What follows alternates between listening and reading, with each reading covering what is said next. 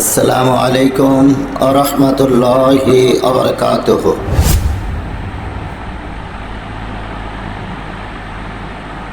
এজন্য ওয়াজ করতে আমি বলে থাকি, আগামী শনিবার স্কুল ভিজিট করবে টিও সাহেব। হেডমাস্টারকে কইছে আমি স্কুলে ভিজিটে যাইবে 11টার সময়। হেড স্যার স্কুল খুঁজে দেখতেছে একটা ছেলে দুষ্ট, নাম কালু। কইছে খবরদার শনিবার আসিস না। পাগলকে যদি বলে নৌকা নাড়াস না তখন থেকে আরো কালুরে কইছে শনিবার আসিস না। ও শনিবারে সবার আগে স্কুলে আইছে, আইসা থেকে দরজা খোলে নাই। ও জানলা দিয়ে ক্লাস 5 পড়ে ঢুকছে, সিট বেঞ্চের নিচে শুয়ে আছে। 11টার সময় ওই ক্লাসে টিও ঢুকে বলতেছে, এই ছেলেরা, এই মেয়েরা, তোমাদের শিক্ষক তোমাদের পড়ায়? বলে হ্যাঁ, খুব ভালো পড়ায়। তাহলে বলো তো একই জিনিস বিভিন্ন জায়গায় বিভিন্ন নাম, জিনিসটা কি? উত্তর শুধু টিও জানেন, উত্তর হবে নদী। উত্তর কি হবে? এক জায়গায় পদ্মা, এক জায়গায় মেঘনা, এক জায়গায় যমুনা। নদী এক এক জায়গায় এক এক নামে প্রকাশ পাইছে, ঠিক কিনা বলেন? টিও বলতেছে একই জিনিস বিভিন্ন জায়গায় বিভিন্ন নামে প্রকাশ পাইছে, জিনিসটা কি কও? 1 রোল পারে না, 2 রোল পারে না, 3 রোল পারে না, কেউ যখন পারতেছে না, হেড স্যার পিছন দিক থেকে চিন্তা করে, এই প্রশ্ন তো আমি জীবনে শুনি নাই, আর আমার ছাত্ররা কোত্থেকে উত্তর দেয়? কেউ যখন পারতেছে না, সিট বেঞ্চের নিচের কালু ওখান থেকে মাথা বের করে বলতেছে আমি পারবো স্যার। হেড স্যার কয় সর্বনাশ, যে বেটা লেখাপড়াই করে না, শুধু পাগলামি করে, ও কেমনে পারবে? আমার ভালো ছাত্র ছাত্রী যেখানে পারতেছে না, ও কেমনে পারে? ওরে নিষেধ করছিলাম, আইলো কেন রে? কেউ বলতেছে এই বাবা, তুমি যদি পারো তো নিচে কেন বের হও, বের হও। চাইরা চুলে বের হয়েছে। কেউ বলতেছে বলো তো বাবা, একই জিনিস বিভিন্ন জায়গায় বিভিন্ন নাম, জিনিসটা কি? বলে খুব সহজ স্যার। হেড স্যার কয় সহজ? কেউ পারতেছে না, বেটা কয় সহজ। কেউ বলতেছে সহজ, তাহলে বলো। কালু বলতেছে এটা হলো মাথার চুল। কেউ চমকে উঠছে, সর্বনাশ, আমি জানি নদী, আর এই বেটা কয় চুল। একটু নিচে নামলি চোখের ভুরু, একটু নিচে নামলি মোষ, একটু নিচে নামলি দাড়ি, একটু নিচে নামলি সিয়ারি।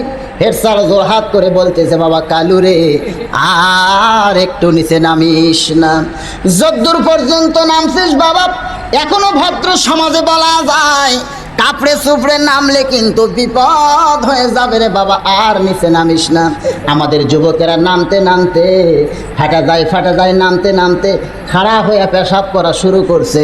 এই যুবকদেরকে আরও নিচে যদি নামতে দেন, এ সমাজ একদিন ধ্বংস হবে, ঠিক কিনা বলে?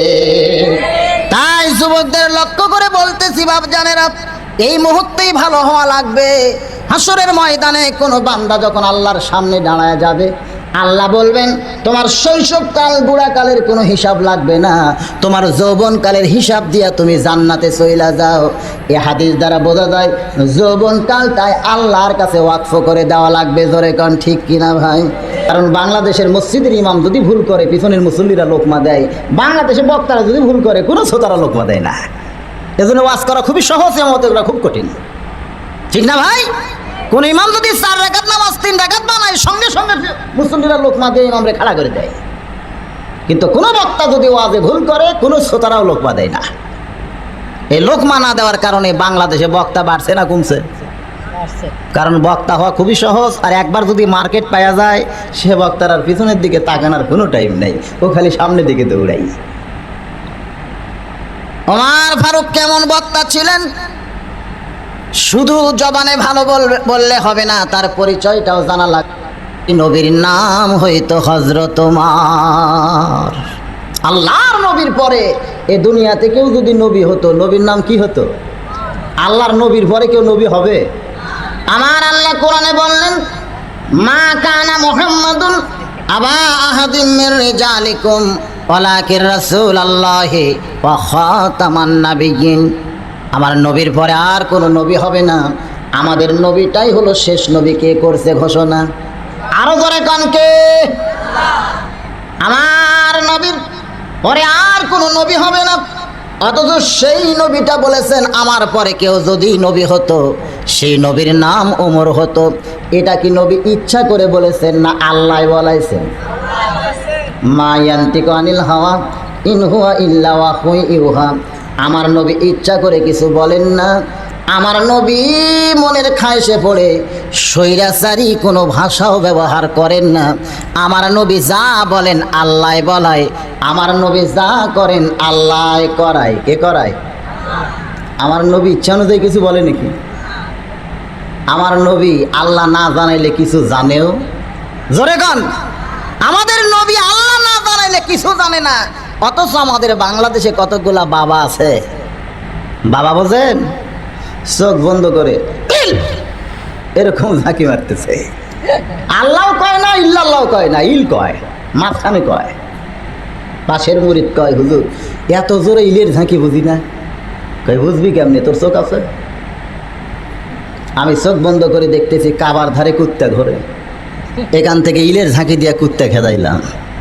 মুরিদ কয়, হায় রে বাবা, কোথায় বাবা আর কোথায় কাবা? এখান থেকে বাবা কাবা দেখে। মুরিদের বউ একটু চালাক, যে তোমার বাবা কদ্দূর কাবা দেখে, আজকে আমি একটু ট্রাই করবো। হ্যাঁ, ভাত পাক করে ভাতের তলে মাছ দেও, ভরে ভাত দিছে। পীর সাহেব ভাত খাবার যায়, বাবা ভাত খাবার যায়, মুরিদরে কয়, এই তরকারি কোথায়? মুরিদ বউরে ডাকতেছে, তরকারি দিবা না, বাবারে শুধু ভাত দিলা? কয় আসতেছি আসতেছি। তরকারি নিয়ে আসতেছে না কি নিয়ে আসতেছে সেটা কয় না, আসতেছি। কিন্তু কোন পর দেখা যায় ঝাঁটা নিয়ে আইছে। ঝাঁটা কেন? কয় বাবা তুমি চোখ বন্ধ করে কাবার কুত্তা দেখো, আর ভাতের নিচে ভাজা মাছ তাই দেখো না। এরকম বাবা আছে না নাই? এরা আগাম নাকি অনেক কিছু জানাই ভাই, আগাম খবর জানে। আমার নবী জানে না, আল্লাহ না জানাইলে জোরে কোন ঠিক কিনা? আর এই বাবারা জানে কোত্থেকে? আমাদের বাংলাদেশে বুঝি এরকম নাই? আছে আছে। আমাদের এলাকায় দেখবেন মাঝে মধ্যে সিজনাল অনেকগুলো সন্তান, আর আসল সন্তান না কুসন্তান আল্লাহ জানে, গরুর গলা মালা লাগাইয়া চলে যাচ্ছে বাবার দরবারে। কেউ যদি জিজ্ঞাসা করে কোথায় যাও, কয় বাবার দরবারে যাচ্ছি, দোয়া করবেন। তোমাদের বাপ মাও নাই? কয় আছে, বুড়া বুড়ি আছে। বুড়া বুড়ি আছে আর বাবার দরবারে গরু নিয়ে যায়। নিজের বাপ মারে বুড়া বুড়ি কয়, অথচ বাবার দরবারে গরু নিয়ে যায়। এই বাবার নাম জীবনে ধরে না। আজকাল এতগুলো বাবা আছে, মুরিদের নামও জানে না, শুধু বাবা বাবা বলে ডাকে। জোরে গান ঠিক কিনা? কারে বাবা বলতে হবে, আর কোন বাবার খেদমত করা লাগবে, শ্রদ্ধা করা লাগবে? আমার আল্লাহ কোরআনের মধ্যে বলছে কি বলে নাই? ওয়াকাযা রাব্বুকা আল্লা তা'বুদু ইল্লা ইয়াহু ওয়া বিল ওয়ালিদাইনি ইহসানান। রে দুনিয়ার সন্তানেরা, আমি আল্লাহর ইবাদতের পর তোমাদের 2 নম্বর দায়িত্ব আর কর্তব্য হলো বাপ মার প্রতি ইহসান করা, দয়া করা, ভক্তি করা। আল্লাহর নবী বলেছেন, কোন সন্তান বাপ মার মুখের দিকে একবার মহব্বতের নজরে যদি তাকায়, তার আমল নামায় আল্লাহ খুশি হয়ে একটা কবুল হজের সওয়াব দিয়া দেয়। ইমাম শাফি বলেন, রে দুনিয়ার সন্তানেরা, একটা মায়ের যে কত ভক্তি, সন্তান হয়ে মাকে যে কত শ্রদ্ধা করা লাগবে।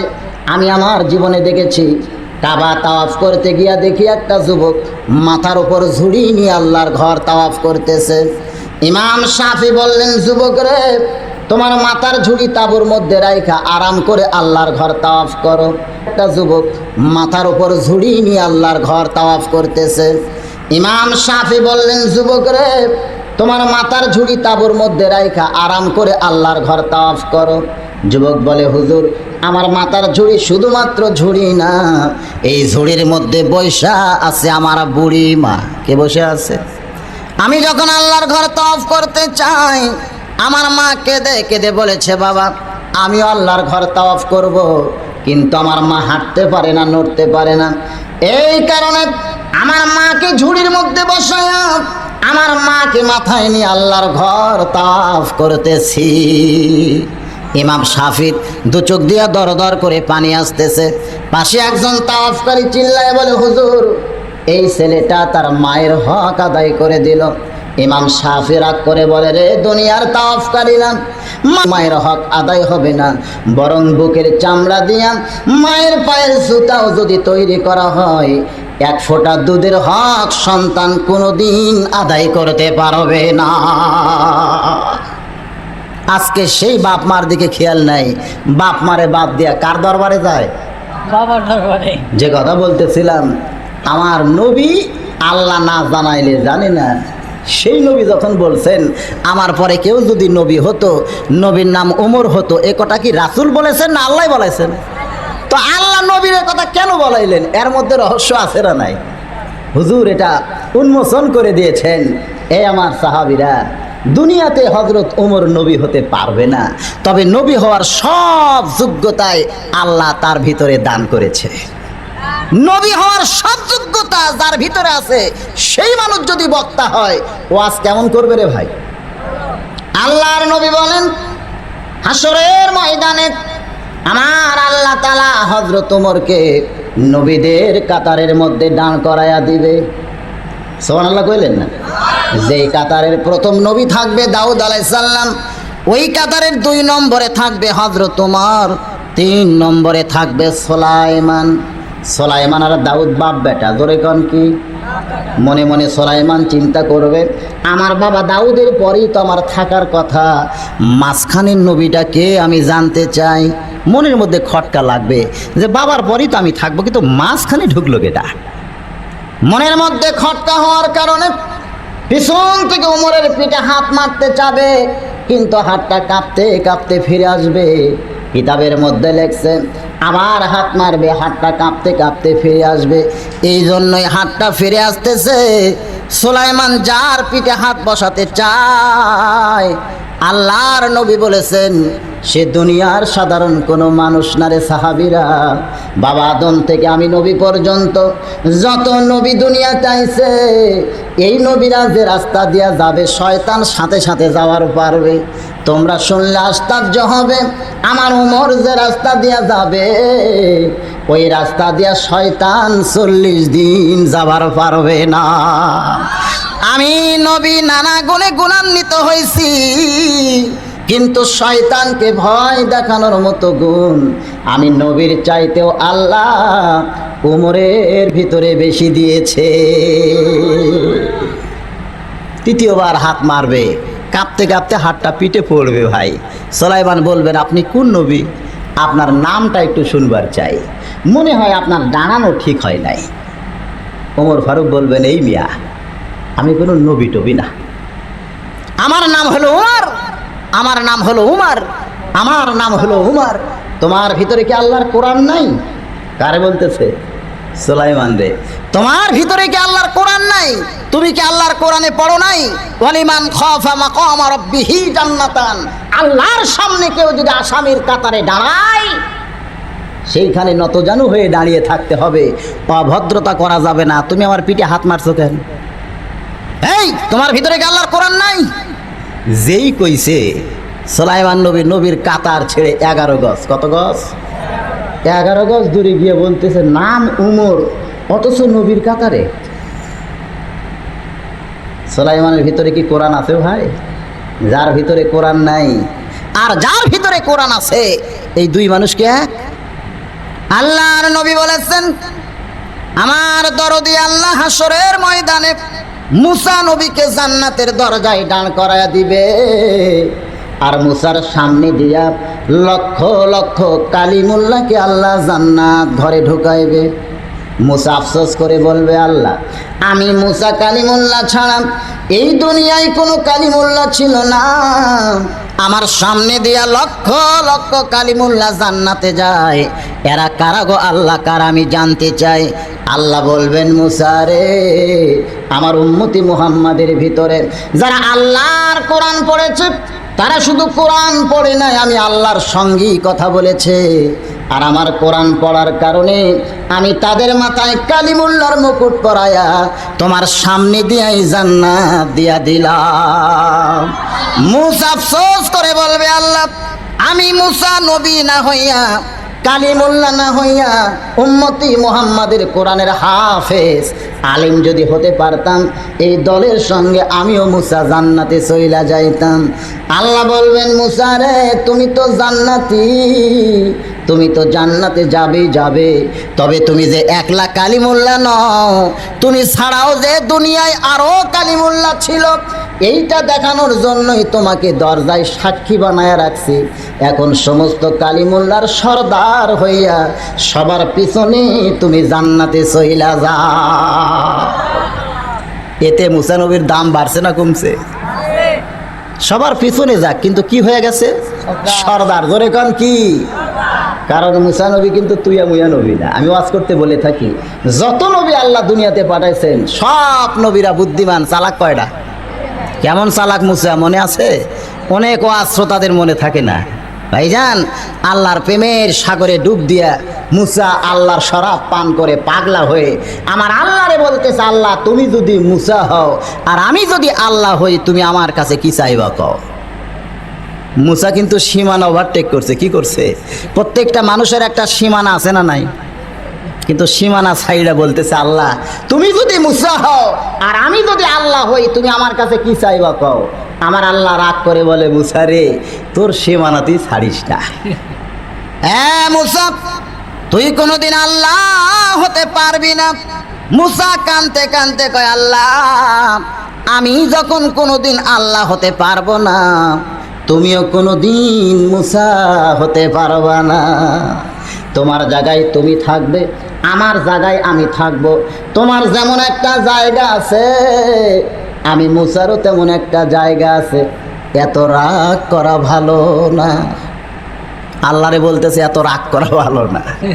এত রাগ করছো কেন? আমি একটু জানতে চাইছি, তুমি যদি মুসা হওয়ার আমি যদি আল্লাহ হই, তুমি আমার কাছে কি চাইবা কও।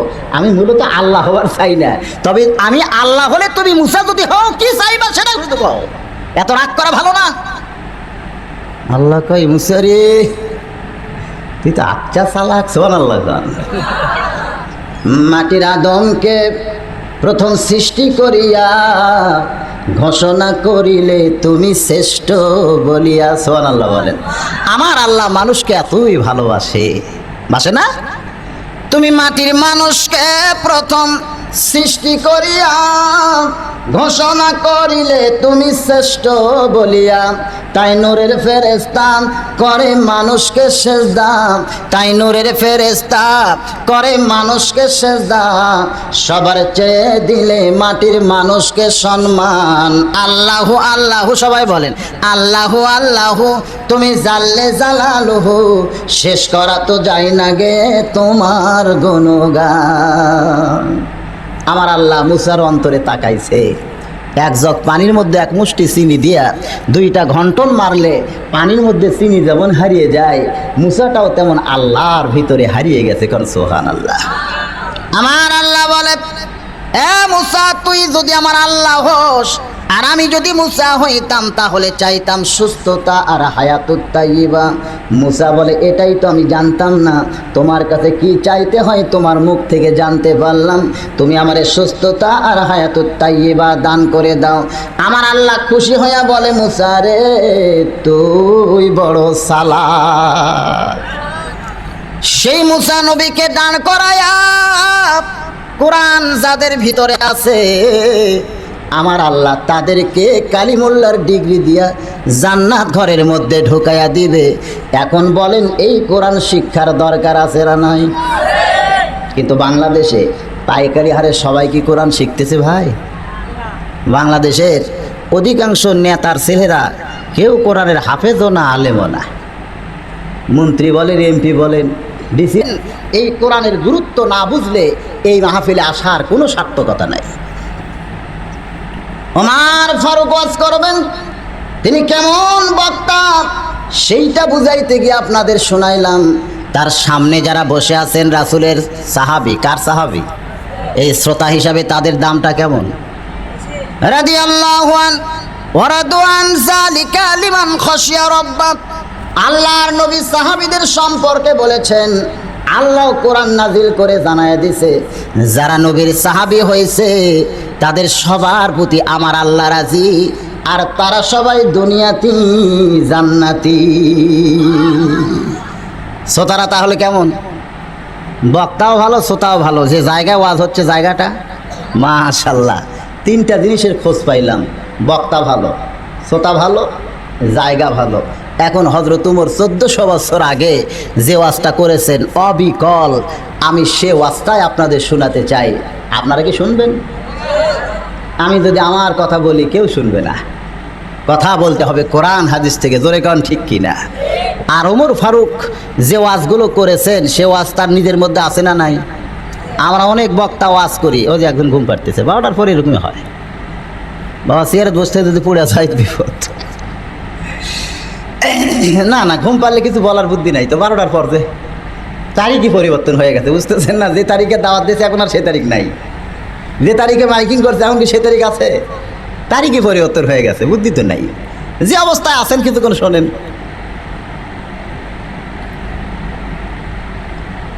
ওমর ফারুক কেমন বক্তা ছিলেন, শুধু ওয়াজ করেছেন আমল করেন নাই, এমন বক্তা কি হযরত ওমর ভাই? যে ওয়াজ করেছেন সে আমল তার মধ্যে আছে না নাই? আজকাল আমরা অনেক বক্তা ওয়াজ করি, আমল করি কি করি না অনেক শ্রোতারাও সেই খোঁজ জানে না। কিন্তু ওমর ফারুক এমন বক্তা যে ওয়াজটা করেছেন তার ভিতরে সেটা আমল করে মানুষরে দেখাইছেন। সুবহানাল্লাহ। আল্লাহর শুকরিয়া, নবীর প্রতি দরুদ শরীফ পড়ে হযরত ওমর যখন ওয়াজ করতেছেন তার সামনের সাহাবীরা পাগলের মতন ওয়াজগুলো শুনতেছে। কারণ বক্তা যদি আমলকারী হয় তার কথার মধ্যে তাসির আছে না নাই? প্রত্যেকটা শ্রোতার কলিজার মধ্যে কথাগুলো ধাক্কা লাগবে, আর প্রত্যেকটা শ্রোতা আমল করার নিয়তে কথাগুলো শুনবে। এতে বোঝা যায় বক্তার মধ্যে আমল আছে না নাই। যায় না? আপনারা ওয়াজ শুনতে গেলেই বুঝতে পারবেন কোন বক্তার মধ্যে কি আছে। একটু চালাক হয়ে শোনা লাগবে। শ্রোতারা যদি চালাক হয় মাঝে মাঝে বক্তারাও বেসাইজ হয়। আমার জীবনে দেখছি, ওই শিবগঞ্জের পীরবে ওয়াজ করে ঘরের মধ্যে গেলাম, যাওয়ার সময় বললাম ভাই আমি একটু রাতেই বিদায় চাই। বলো হুজুর বিদায় কেন, আপনার বাড়ি তো বহু দূরে। আমি বললাম বিদায় মানে যা দিবেন আমাকে দেন, এই টাকাগুলো পকেটের মধ্যে রেখে আমি ঘুম পাড়বার চাই। আর যদি এখন বিদায় না করেন আপনারা ঘুম পাড়বেন, আমার ঘুম হবে না, শুধু মনে হবে ও আর সাটলো কি সাটলো না, টাকা দেয় কি না দেয়। তো যা দিবেন দেন, আমি পকেটের মধ্যে রেখে একটু ঘুম পাড়বার চাই। শ্রোতাগুলো কমিটির লোকেরা বললো হুজুর আমাদের এলাকায় এরকম সিস্টেম নাই, দেখি আমরা চিন্তা ভাবনা করি। এবার আমরা ঘরে গেলাম, কিছুক্ষণ পরে দেখি দরজায় ঠোকা মারছে, একটা লোক আইছে। দরজা খুলে দিলাম, দেখে হাবা গোবা। বললাম ভাইজান আপনি কমিটির লোক? কয় না হুজুর আমার বাড়ি বহু দূরে, আমি আপনার শ্রোতা ওয়াজ শুনতে আইছি, কিন্তু বাড়িতে যাওয়ার মতন কেউ নাই। এখন আমি একলা এত দূর কেমনে যাই, আমি একটা আপনার সঙ্গে থাকবার চাই। আমি বললাম বক্তা এবং শ্রোতা একসঙ্গে থাকা জায়েজ নাই, কারণ আপনি হইলাম নিচের মানুষ, আমি হইলাম টেজের মানুষ। আমি আসলাম চেয়ারে, আপনি আসলেন চটে। আমি ওয়াজ করেছি আর আপনি ওয়াজ শুনেছেন, আমরা দুইজন কি এক? কয় না। তাহলে আমার সঙ্গে কেমনে থাকবেন? হুজুর তাহলে আমি কি করবো হুজুর, বড় বিপদে পড়ছি। আমি বললাম ঠিক আছে, আইসেন যখন ওই নিচে পাটি ভরা আছে ওইখানে শুয়ে থাকেন। ওরে পাটি দেখাই আবার নিচে তোষক ওপরে ল্যাপ, ঘুমাইয়ে গেলাম। এক সময় ঘুম থেকে চেতন হয়ে দেখি আমার গাওয়াত ল্যাপ নাই। ভাবলাম ঘুমের ঠেলায় কি ল্যাপ পড়ছে, নিচের দিকে তাকায় দেখে এটা আর্ধেক তলে দিয়েছে আর্ধেক ওপরে দিছে। চিন্তায় পড়ে গেলাম। আমি যখন ঘুমে অচেতন ওই সময় বেটা ল্যাপ নিছে, ও যখন আমার ল্যাপ কাইডা নিছে, এখন যদি ওর গাঁও থেকে ল্যাপ কাইডা নেই তাহলে মারামারি ছাড়া তো বুদ্ধি নাই। তো যাক, যা করছে করছে। আমার ব্যাগের মধ্যে চাদর ছিল, আমি বার করে গায়ে দিলাম। ফজরের আজান দিলে লোকটা ল্যাপ তাও করে বলতেছে হুজুর আপনার ল্যাপ এখন আপনি নেন। আমি কইলাম এই মিয়াই আল উলামা ওয়ারিসাতুল আম্বিয়া, আলেমরা হলো নবীদের ওয়ারিস, তার সঙ্গে বেয়াদবি করছো তোমার ঈমান নষ্ট হবে। লোকটা বলতেছে আমার হবে আর আপনার হয়ে গেছে। আমি কইলাম আমার ঈমান নষ্ট হয়েছে মানে? বলে হুজুর আপনি ওয়াজ করলেন না ওমর ফারুক মদিনা থেকে জেরুজালেমে যাচ্ছেন, যাওয়ার সময় উটের পিঠ থেকে নামে রাখালকে উটের পিঠে উঠাইয়া দিলেন।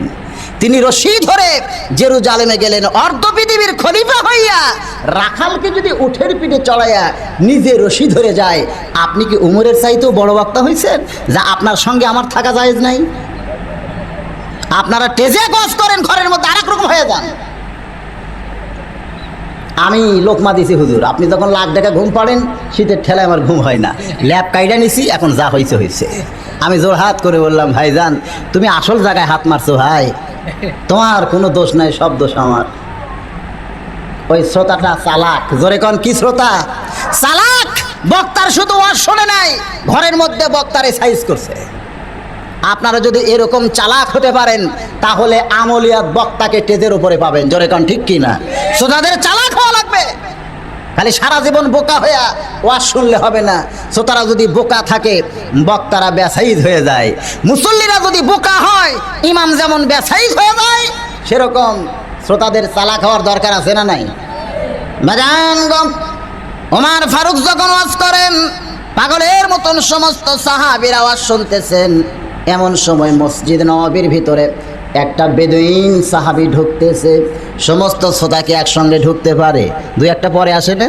একটা বেদুইন সাহাবী মসজিদ নববীর ভিতরে ঢুকতেছে।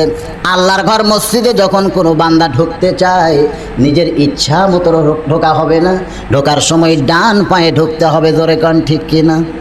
আপনি যদি মনে করেন আমার ইচ্ছায় আল্লাহর ঘরে ঢুকবো, এটা চলবে না। ঢোকার সময় তরিকা হলো ডান পায়ে ঢুকতে হবে, আর জবান খুলে একটা দোয়া পড়া লাগবে, আল্লাহুম্মা আফতাহলি আবওয়াবা রাহমাতিক।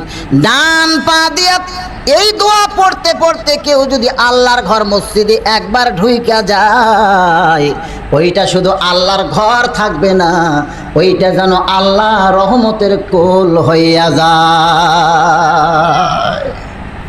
আল্লাহ রহমতের কোলে শান্তি আছে না নাই? ছোট বাচ্চা যখন কান্দে, খালা যায় যদি কোলে নেয়, কান্দন থামে না বাড়ে? চাষি যায় যদি নেয়, কান্দন বেড়ে যায়। তোমরা যতই কোলে নাও, সন্তান কান্দন থামাবে না। মা দরদি দৌড়ে গিয়ে কোলে নিয়ে যখন বুকের সঙ্গে মুখ ঠেকায় দেয়, সঙ্গে সঙ্গে সন্তানের কান্না থেমে যায়। আল্লাহর ওলি ইমাম গাজ্জালী বলেন, মায়ের কোলে সন্তান যেমন শান্তি পায়, তার চাইতে কোটি কোটি গুণ শান্তি একজন মুসল্লি আল্লাহর ঘর মসজিদে পায়। অথচ সেই মসজিদে আমরা অনেক মুসল্লি শান্তি পাই না। জুমার দিনে দেখবেন ইমাম সাহেব একটু ওয়াজ করবে, খুতবা দিবে, সামনের দিকে তাকায় দেখে মুসল্লিরা তিন দল। কয় দল? এক দল গালে হাত দিয়ে আছে, আর এক দল হাঁটুর মধ্যে কাল্লা মারছে, আর এক দল সামনে কাতারে বসে খালি এরকম করতেছে। এরকম আছে না নাই? ইমাম কয়, সর্বনাশ, যে হারে মুসল্লির সাইজ, আমি কি ওয়াজ করব? কারণ শ্রোতার সাইজ দেখে তো বক্তার ওয়াজ। এ সময় আপনারা যদি ঘুম টুম পাড়েন, চোখ যদি এরকম করেন, তা আমার ওয়াজ শেষ। শ্রোতা দেখে বক্তার ওয়াজ হয় না? তো ইমাম সাহেব দেখতেছে কি ওয়াজ করব, মুসল্লিরা সব বেসাইজ। রাগ করে বলতেছে, ও মুসল্লি ভাই, মসজিদে আইসা এরকম ঘুম টুম পাড়া জায়েজ নাই, একটু চেতন থাকেন, আমার ওয়াজটা শোনেন। এক মুসল্লি খাড়া হয়ে বলতেছে, হুজুর, আপনি নামাজ পড়ে 1000 টাকা মাস পান, আপনার পিছনে নামাজ পড়ে আমরা 1 টাকাও পাই না। কমিটির উচিত হলো ইমামকে যদি 1000 টাকা মাস দেয়, মুসল্লিকে অন্তত 200 টাকা মাস দেওয়া দরকার। খালি ইমামের বেতন, মুসল্লির বেতন নাই। এই জন্য আপনার ইচ্ছা মতো আপনি ওয়াজ করেন, আমাকে ইচ্ছা মতো আমরা যা ইচ্ছে তাই করি। ইমাম কয়, আসল জায়গায় হাত মারছে রে। এই জন্যই মমতাজ পাগলি কি কয় জানেন? মমতাজ পাগলি, ইমামেরা নামাজ পড়ায়, নিজে নামাজ পড়ে না, কাল হাসরে কি জবাব দিবা? ওরে ইমামের কারখানা, ইমামেরা নামাজ পড়ায়, নিজে নামাজ পড়ে না। কি মারফতের পেঁয়াজ মারছে মমতাজ। কে মারছে? হায় হায় হায়, সব ইমামক ধরছে। এরা নাকি খালি নামাজ পড়ায়, নামাজ পড়ে না। কে রে ইমাম, সারা জীবন নামাজ কাজা করলি, খালি নামাজ পড়াইলি, পড়বি কতদিন? রে আল্লাহর বান্দারা, খুব খেয়াল করে শোনা লাগবে। যে কথা বলতে চাই, ইমাম সাহেব যখন মুসল্লির মুখ থেকে এমন কথা শুনেছে, আর কিছু বলার উপায় আছে? ইমাম দেখতেছে এই মুসল্লি করুক, আর ওয়াজ শোনানো যাবে না, এরা বেসাইজ হয়েছে। ধরে কোন কি সাইজ? তখন বলতেছে, বাবা, ওই যে মসজিদের কোনায় একটা বুড়া মানুষ বসে বসে নামাজ পড়তো, এই বুড়াটা আসে নাই কেন? তার কি অসুখ করছে? এক মুসল্লি বলে, কি যে কোন হুজুর, ওই বুড়া কোদাল দিয়ে জমির আল কাটতেছে। হায় সর্বনাশ, যে মানুষ বৈশা বৈশা নামাজ পড়ে, সে মানুষ কোদাল দিয়ে কোনোদিন জমির আল কাটতে পারে? বিশ্বাস না হলে নামাজ শেষ করে খবর নেন। ইমাম নামাজ শেষ করে মুরব্বীর বাড়ির যা ডাক দিতে, চাচমিয়া বাড়িতে আছেন? বাড়ির চাচি বলতেছে, তোমার চাচা এখনো জমিতে আছে। জমির যায় দেখে সত্যিই বুড়া কোদাল দিয়ে জমির আল কাটতেছে। আল কাটা বোঝেন না? ইমাম বলতেছে, মুরব্বী, আজকে না জুমার দিন, জুমার নামাজের আজান হলো, ইজানুদি আলিস সালাতি মিয়াউমিল জুমআ ফাসাউ ইলা যিকরিল্লাহ। জুমার নামাজের আজান দিলে দুনিয়ার সমস্ত কাজ কাম করা জায়েজ না হারাম? জোরে বলেন, জায়েজ না হারাম? তো জুমার নামাজ হয়ে গেল, আপনি জমির আল কাটতেছেন কেন? বলে, বাবা ইমাম, খালি তো নামাজ পড়ে খাও, তুমি তো আমাকে খোঁজ লিবা না। এই দেখো, জমির সমস্ত আশেপাশে জমির আল কাটছে, আমার জমিটা ঘাসে ভরা, এই জন্য আল কাটতেছি। আল্লাহ যদি চায় সামনে জুম্মায় নামাজ পড়বো। বলে, আপনি মসজিদে গেলে বসে বসে নামাজ পড়েন, খাড়া হইয়া কোদাল দিয়ে জমির আল কেমনে কাটেন? বলে, বাবা, মসজিদে গেলে আমি দাওয়াত বল পাই না বাবা, তো কাজে কামে বল পাই। মুরব্বী কি কয়? মসজিদে গেলে কি পায় না? নামাজে বল পায় না, কাজ কামত বল পায়। ইমাম বলতেছে, মুরব্বী, আপনার মধ্যে ভূত ঢুকেছে, ভূত। যেদিন আপনি মরে যাবেন সেই দিনে বুঝতে পারবেন আপনার অবস্থাটা কি হয়। মুরব্বী চোখের পানি বের করে বলে, বাবা এমন কথা বলো না, আমার 4টা ছেলে আছে, আমি যদি মরে যাই ওরা এতিম হয়ে যাবে, ওদের সুখের জন্য আমি একটু দুনিয়ার কাজ কাম করি, আমি মরে গেলেও যেন আমার সন্তানেরা সুখে শান্তিতে থাকতে পারে। ইমাম রাগ করে কয়, মুরব্বী যেদিন আপনি মরে যাবেন সেদিন বুঝতে পারবেন আপনার ছেলেরা আপনার আপন কেউ নয়। মুরব্বী বলে, বাবা মরলে আবার বুঝবো কেমনে? মরলে কি আর বোঝা যায়? কি কন মরলে বোঝা যায়? মুরব্বী বলতেছে, মরলে বুঝবো কেমনে? ইমাম বলতেছে, এটা আসল মরা না, আমি আপনারে শিখাই দিলাম ঠিক এইভাবে মরার অভিনয় করেন। কারণ দুনিয়াতে সব জায়গায় অভিনয় চলতেছে। চলতেছে কি চলতেছে না? ওয়াজেরও কিন্তু অভিনয় হচ্ছে, হচ্ছে না? হুজুর বক্তা রাসূলের না খাওয়ার ওয়াজ করছে, হুজুরের পেটে পাথর দেখাইছে, শ্রোতারাও কানছে, বক্তাও কানছে, কি কান্দার একটা মহড়া হয়ে গেল। ঘরের মধ্যে যায় দেখে বক্তা 2 তরকারি। কয় তরকারি? মুখ টেপা মাছ। এটা কি? কয় গোস্ত। এটা মাছ, ছোট মাছ নাই, ছোট মাছ নাই। কমিটির লোকেরা কয়, হাই সর্বনাশ, যে বক্তা রাসূলের পেটে পাথর বান্ধা দেখালো সেই বক্তা ঘরের মধ্যে এসে ফেরাউন হয়ে গেল। টেজে একরকম, ঘরের মধ্যে আর একরকম। আছে না নাই? আমি নিজে বক্তা, নিজের কথাটাই বলি, ভাই কু আনফুসাকুম, আগে আমারে বাঁচা লাগবে। ঢাকায় যায় যদি ওয়াজ করি, তোমরা নামাজ না পড়লে, একটা মানুষও নামাজ পড়তেছে না, নামাজ পড়ো বাবা। বলে, হুজুর বাড়ি কোন জায়গায়? আমি বললাম, বগুড়ার। বগুড়া সব লোক নামাজ পড়ে? তা তো পড়ে না, আগে বগুড়া তো ওয়াজ করেন, নিজের জেলা থেকে ওয়াজ করেন, ঢাকার পরেই করেন। নিজের বগুড়ায় এসে ওয়াজ করতেছি, তোমরা নামাজি না হলে ঢাকার লোকের আমার নামাজের ওয়াজ শুনতেছে না। কয়, হুজুর বাড়ি কোন থানায়? কাহালু থানায়। সব লোক নামাজ পড়ে? তা তো পড়ে না, তো নিজের থানা থেকে ওয়াজ করেন। নিজের থানায় বলতেছি, তোমরা যদি নামাজি না হও বাহিরে আমার ওয়াজ চলতেছে না। কয়, হুজুর বাড়ি কোন গ্রামে? আমি কইলাম লোকনাথ পাড়া। আপনার পাড়ার সব লোক নামাজ পড়ে? তা তো পড়ে না, তো নিজের পাড়া থেকে ওয়াজ করেন। পাড়া এসে বলতেছি, তোমরা নামাজি না হলে আমার ওয়াজ কিন্তু বাহিরে চলতেছে না। বলে, হুজুর আপনার বাড়ির সব লোক নামাজ পড়ে? আমি বললাম, তা তো পড়ে, তো বাড়ি আগে ঠিক করেন, পাড়া পরে, আগে বাড়ি।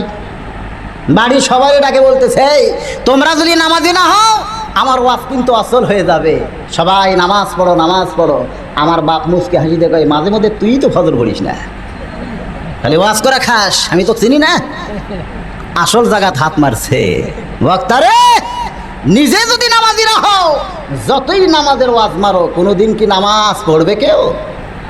কু আনফুসাকুম, আগে নিজে ভালো হওয়া লাগবে, তারপরে মানুষের ভালের দাওয়াত দেওয়া যায়। আল্লাহ বলেছেন, অমান আহসানু কাওলাম মিম্মান দা ইলাল্লাহ ওয়া আমিলা সালিহা ওয়া ক্বালা ইন্নানি মিনাল মুসলিমিন। জোরে কোন সুবহানাল্লাহ। ইমাম বলতেছে, মুরব্বি একটু মরার অভিনয় করেন, আপনার 4টা ছেলে আপনার সঙ্গে কেমন ব্যবহার করে নিজের চোখে একটু দেখেন। মুরব্বী বাড়ি গেছে সন্ধ্যাবেলায়, সকাল হইয়া যায়, ঘরের দরজা খুলতেছে না। বড় ছেলে দরজায় ডাকতেছে, ও বাবা পূর্ব দিকে সূর্য উদয় হলো, আজকে আপনি কেন দরজা খুলতেছেন না? সমান তালে বড় ছেলে ডাকে। বাবা যখন দরজা খোলে না, জোরে ধাক্কা দিয়া ঘরের মধ্যে ঢুইকে দেখে বাবা ওড়ে তামানে চাদরে ঘুমায়া আছে। বাবার পা নড়াইতেছে, বাবা কথা বলে না। ছেলের বিশ্বাস হলো যে বাবাকে কোনো দিন ডাকা লাগে না, আজকে শুধু ডাকলাম না, দরজা ধাক্কা দিয়া দরজা খুলে বাবার পা নড়াইলাম। এরপরেও যখন বাবা কথা কয় না, বাবা তো আমার মরে গেছে। কি হয়েছে ভাই? ওরা কয়টা মরা দেখছে? কয়জন? জোরে সোরে আজান দিছে, আয় রে আয়, আর ঘরের বাহির থাকিস না, বাবা আমাকে রে মরে গেছে। 3 ভাই দৌড়ে আইছে, এখন ঘরের মধ্যে 4 জন। ছোট ছেলে বলতেছে, ও বড় ভাইজান, ও বড় ভাইজান, এই বুড়ার বেটা মরছে মরছে, কিন্তু গন্ডগোল লাগা দিয়া মরছে। বড় ভাই কয়, কিসের গন্ডগোল? ভাইজান তুমি কি জানো না, জমি কিনা লাগতো 40 বিঘা, আমরা 10 বিঘা করে পাইতাম, কিন্তু বুড়ার বেটা 39 বিঘা জমি কিনে দিয়াই মরে গেল। কে বুড়া মরবো মর, জমি আর 8 বিঘা কিনে দিয়াই মর, আমরা 10 বিঘা করে পাইতাম, কোনো গন্ডগোল হতো না। আর এক ভাই বলতেছে, শুধু ঘরের দিক দিয়ে গন্ডগোল লাগাইনি এই বুড়া, শুধু জমির দিকটা গন্ডগোল লাগাইনি এই বুড়া, ঘরের দিক দিয়েও লাগাইছে। ঘর বানান লাগতো 8টা, 2টা করে পাইতাম, কিন্তু বুড়ার বেটা ঘর বানাইছে 7টা। কে বুড়া মরবো মর, ঘর আর একটা তৈরি করে দিয়াই মর। বড় ছেলে বলতেছে আর কান্দা লাভ নাই, জমিও পাওয়া যাবে না, ঘরও পাওয়া যাবে না, যে ঘরে বুড়ার বেটা বসছে এই ঘর তোমরা কার ভাগে দিবা? তিন ভাই বলতেছে আপনি যখন বড় তাহলে আপনার ভাগেই তো আমরা এই ঘর দিবার চাই। বড় ছেলে বলতেছে আমার ভাগে এই ঘর যদি তোমরা দিবার চাও তাহলে মরা লাশ আমি বেশিক্ষণ ঘরে থাকতে দিব না, ঘর আমার তো সংজ্ঞা হয়ে যাচ্ছে। বুড়া কি মরছে? মরার অভিনয় করে সব শুনতেছে। এবার চাদর টান দিয়ে দেখি বুড়া মরছে মরছে কিন্তু মরার সাইজ ভিন্ন, এইভাবে বেসাইজ হয়ে মরে আছে। ছোট ছেলে বলতেছে ভাইজান জীবনে কত মরা দেখলাম, এরকম ভেটকির মরা তো কোনো দিন দেখিনি রে ভাই। ঘরের দরজা আঁটো সাঁটো, এই দরজা দিয়ে তো লাশ বের করা যায় না, দরজা কাটা লাগবে, না হয় দরজা ভাঙ্গা লাগবে। আর এক ভাই কয় তুই তো দরজার দাম জানিস না, 800,000-এর কমে কোনো দরজা বাজারে পাওয়া যায় না, এ দরজা কাটবো না, এ দরজা ভাঙবো না, দরকার হলে বুড়ার হাত পাও ভাঙ্গা সোজা করব, কারণ মরার আগে দরজা দেখা মরা উচিত ছিল। কি দেখা মরা উচিত ছিল? আটো দরজার বুড়া ওসার হয়ে বলো আই। এখন 4 ভাই এক দল, 4 ভাই কয় দল? আর কোনো দলাদলি নাই, কেউ দরজা ভাঙবে না, সবাই বুড়ার হাত পাও ভাঙ্গা সোজা করবে। 4 ভাই যখন বুড়ার দিকে আসতেছে, বুড়া মনে মনে কয় আল্লাহ, মানুষ যখন আসল মরে তখন আজরাইল দেখে একটা, আর আমি মরার অভিনয় করে আজরাইল দেখতেছি 4টা।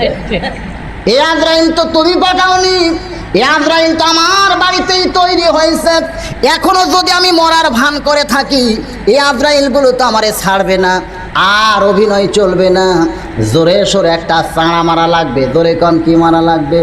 মুরব্বীর হাতটা এরকম ছিল, যদি এভাবে ঘুরাই বলেন তো 4 চল ঘরের মধ্যে থাকবে না, দৌড় মারবে। পরের জায়গা পরের জমি ঘর বানায় আমি রই, আমি তো সেই ঘরের মালিক নই, জমিদারের ইচ্ছা মতো দেই না জমি চাষ, তাই তো ফসল ফলে না রে দুঃখ 12 মাস। আমি খাজনা পাতি সবই দিলাম, তবু জমি হয় যে নিলাম, এই দুঃখের কথা কারে কই? পরের জায়গা পরের জমি ঘর বানায় আমি রই, আমি তো সেই ঘরের মালিক নই। 4 ছেলে যে কর্মসূচি নিছিল এটা ন্যায় না অন্যায়? এখন গাঁৱত কি আর বল আছে? 4 জন 4 দিকে দৌড় মারছে, আর বুড়া গেছে ইমামের কাছে, হুজুর আপনি যা কইছেন তাই ঠিক, ছেলেদের ঝোঁকের জন্য জুমার নামাজ বাদ দিয়ে আল্লাহর সঙ্গে গাদ্দারি করে জমির আল কাটছি। হুজুর আপনি যা কইছেন সব ঠিক, ওরা আমার আপন কেউ না। ইমাম বলতেছে এটা আমি বলি নাই, আল্লাহই বলেছে, ইয়া আইয়ুহান নাসু তাকু রাব্বাকুম ওয়াখশাউ ইয়াওমান লা ইয়াজি ওয়ালিদুন আন ওয়ালাদিহি। মানুষের সেই দিনকে তোমরা ভয় করো যেদিন পিতা পুত্রকে চিনবে না, পুত্র তার পিতাকে চিনবে না। সেদিন আমাদের সামনে আসে না নাই? সেই দিনকে সামনে নিয়ে আজকের ওয়াজ শুনতে হবে ভাই। ওমর ফারুক যখন ওয়াজ করতেছেন, সাহাবীরা যখন পাগলের মতন ওয়াজ শুনতেছেন, এমন সময় একজন বেদুইন সাহাবী, ধরে কোন কি সাহাবী, মসজিদ নববীর ভিতরে ডান পা দিয়া এই দোয়াটা পড়ে ঢুকেই দেখে ওমর ফারুক ওয়াজ করতেছে আর সাহাবীরা পাগলের মতো শুনতেছে। খুশি হয়ে জোরে সোরে একটা সালাম দিছে। কি দিছে? আসসালামু আলাইকুম ইয়া সাহাবে রাসূলুল্লাহ সাল্লাল্লাহু আলাইহি ওয়াসাল্লাম। হে আল্লাহর নবীর সাহাবী, তোমাদের সবার প্রতি আল্লাহর রহমত বর্ষিত হোক। আপনারা তো সুবহানাল্লাহ কইলেন, কিন্তু একটা সাহাবীও সালামের উত্তর দিচ্ছে না। বেদুইন সাহাবী ভাবলো সালাম দেওয়া হলো সুন্নাত, আর উত্তর দেওয়াটা কি? ওয়াজিবের দাম বেশি না সুন্নতের দাম বেশি? সব ইবাদতের মধ্যে ওয়াজিবের দাম বেশি হলেও সালামের ক্ষেত্রে সুন্নতের দাম বেশি, ঠিক না? কারণ কেউ যদি সালাম দেয় 90টা নেকি পায়, আর কেউ যদি ওয়ালাইকুম সালাম ওয়াজিব আদায় করে নেকি করা, তাহলে যার সওয়াব বেশি তার দাম বেশি না? সালামের ক্ষেত্রে কার দাম বেশি? সুন্নতের দাম বেশি। আজকে আমি এখানে এসে সুন্নত আদায় করে 90টা নেকি পাইছি, আর আপনারা ওয়াজিব আদায় করে নেকি কয়টা? আপনার আমার চাইতে বেশি না কম? এখন যদি সমান হবার চান কিছু করার আছে নাই? জোরে সোরে একটা দেন। ওয়ালাইকুম আসসালাম ওয়া রাহমাতুল্লাহি ওয়া বারাকাতুহু। এখন সমান হলো, লেভেলটা ঠিক হইল। আপনারাও 100 আমিও 100। কি ভাই, লেভেল ঠিক না হলে মানানসই হয় না। মাশাআল্লাহ মাশাআল্লাহ। বেদিন সাহাবী সালাম দিছে আর সমস্ত সাহাবীরা বসে আছে। ওমর ফারুক ওয়াজ করতেইছে, সাহাবী মনে মনে ভাবতেছে আমি গরিব মানুষ বলে আমার সালাম কি এদের চয়েস হলো না, জোরে সোরে আবার সালাম দেই। আসসালামু আলাইকুম ইয়া সাহাবে রাসূলুল্লাহ সাল্লাল্লাহু আলাইহি ওয়াসাল্লাম। সমস্ত সাহাবীরা বসে আছে, কেউ উত্তরও দেয় না। ওমর ফারুক ওয়াজ ছাড়তেছে না। বেদুইন সাহাবী ভাবতেছে এরা কি কানে কম শুনতেছে নাকি, এবার সালামও দেবো, হাতের একটা ইশারাও মারবো। সালাম দেওয়ার বহু প্রসেস আছে না নাই? দেখবেন ভোটের সময় নেতারা কিন্তু সব মানুষকে সালাম দেয়, আসসালামু আলাইকুম, কেমন আছেন ভাই। যেই ভোট হয়ে নেতা হয়ে যায় তখন কোনো লোক যদি সালাম দেয় খালি মাথা ঝোঁকায় আর সামনে যায়, ওয়ালাইকুম কর টাইম নাই। এক নেতার আমি কইছিলাম এখন যে খালি মাথা ঝোঁকার, আগে সালাম বহু দিছি, এখন আর নেওয়া যাবে না, মাথা ঝোঁকায় সব সৎ। আমাদের এলাকার এক নেতা, এটা চেয়ারম্যানের, ইউনিয়ন পরিষদের চেয়ারম্যান দাঁড়াইছিল। ও ভোটের আগে ওর এক সাথী আমারে কইছে, হুজুর আমার এই চেয়ারম্যান সাহেব ভোটের আগে এক আসরের নামাজ 4 বার পড়ছে। আমি বললাম 4 বার কেন? যেখানে লোক দেখে সেখানেই বলে বাবা আগে নামাজ তারপরে কথা। 10টা লোক দেখলি যাই নামাজ বিছায় নামাজ পড়ে, ভাই আগে নামাজ পড়ে নিলাম, এখন আপনাদের কাছে দোয়া চাই। আবার যায় দেখে 10 জন লোক আবার নামাজ পড়ে আবার দোয়া চাই। আমি কইলাম এত নামাজ পড়তেছেন চেয়ারম্যান সাহেব, এখন পড়ে নেই। এরকম আপনাদের এলাকাত নাই, অনেক জায়গাতে আছে, আছে না নাই? সালাম দেওয়ার একটা নিয়ম আছে। এবার বেদুইন সাহাবী সালাম দেওয়ার জন্য হাত উঠাইছে। সাহাবীদের মাঝখান থেকে একজন, নাম হলো ওসমান গনি, জোরে কর নাম কি? দাঁড়িয়ে বলতেছে, এই মিয়া, এই তুমি হুঁশ পাও না? যেখানে ওমর ফারুকের মতন বক্তা ওয়াজ করে আর সাহাবীদের মতো মানুষ যেখানে বসে বসে ওয়াজ শোনে সেইটা রহমতের সাগর হয়ে যায়, সেখানে এক পেয়ালা রহমতের কোনো দরকার নেই। তোমার হুঁশ নাই? ওমর ফারুকের মতন বক্তা যেখানে ওয়াজ করে আর আমরা যেখানে বসে বসে ওয়াজ শুনি, এটা হলো রহমতের সাগর। ধরে কারণ কিছু সাগর, সেখানে তোমার এক পেয়ালা রহমতের দরকার আছে। তুমি অযথা সালাম দিবার চাও কেন এতবারে? হ্যাঁ, আমরা নিচ্ছি না, তোমার উচিত হলো চুপ করে বসে যাওয়া। ওমর ফারুক দেখতেছে ওসমান গনি যে খেপা খেপছে। আল্লাহ নবী বলেছেন আমার যত সাহাবী আছে তার মধ্যে সবচাইতে নরম মানের সাহাবী আবু বকর ওসমান, জোরে কান সুবহানাল্লাহ। এত নরম সাহাবী নবীর আর কেউ ছিল না। একজনের নাম কি? হযরত আবু বকর, আর 2 নম্বর কেটা? সেই মানুষ খেপে গেছে ভাই। ওমর ফারুক সমস্ত সাহাবীর দিকে তাকায়া আল্লাহর কোরআন থেকে তেলাওয়াত করলেন, আতিউল্লাহ ওয়া আতিউর রাসূল উলিল আমরি মিনকুম। সঙ্গে সঙ্গে ওসমান গনি কাঁপতে কাঁপতে বসে গেছে, কোন সুবহানাল্লাহ। ওমর ফারুক বললেন না বাবা ওসমান বা ভাই ওসমান তুমি বসো, তুমি বসো, এ কথা বললেন না, শুধু কোরআনের আয়াত তেলাওয়াত করলেন। আল্লাহর আনুগত্য করো, রাসূলের অনুসরণ করো, আর তোমাদের আমিরকে তোমরা মানো। আমি উমর তোমাদের আমির থাকা অবস্থায় তুমি ওসমান কেন দাঁড়াইছো? ওসমান বুঝতে পারছে আমার বড় বেয়াদবি হয়ে গেছে, আমার আমির যেখানে আছে আমি কেন ভুল ধরেছি, কাঁপতে কাঁপতে বসে গেছে। এখন আমি জানতে চাই এই কোরআনের ক্ষমতা আছে না নাই? যে কোরআনের আয়াত শুনলে ওসমানের মতো ব্যক্তি কাঁপতে কাঁপতে বসে যায়। ওয়াজ বাদ দিয়া বেদুইন সাহাবীর কাছে জোড়হাত করে বলতেছে, ভাইজান এটা এই জন্যই বলতেছি, ওমর ফারুক শুধু বক্তা ছিলেন না, এই মুহূর্তে তিনি ছিলেন অর্ধ পৃথিবীর খলিফা। জোরে কোন সুবহানাল্লাহ। বেদুইন সাহাবীর কাছে জোড়হাত করে বলতেছে, ভাইজান তোমার উচিত ছিল চুপ করে বসে আমি যে ওয়াজ করতেছি ওয়াজটা শোনা, কিন্তু তুমি কেন সালাম দিতে গেলে?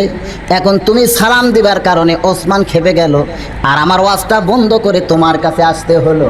বেদুইন সাহাবী বলে, আমিরুল মুমিনিন, আমি এই মাহফিলের ভিতরে, মসজিদের ভিতরে ওয়াজ শোনার জন্যে ঢুকি নাই, আমি আপনাদের সবাইকে একটু ওয়াজ শোনাতে চাই। কি শোনাতে চায়?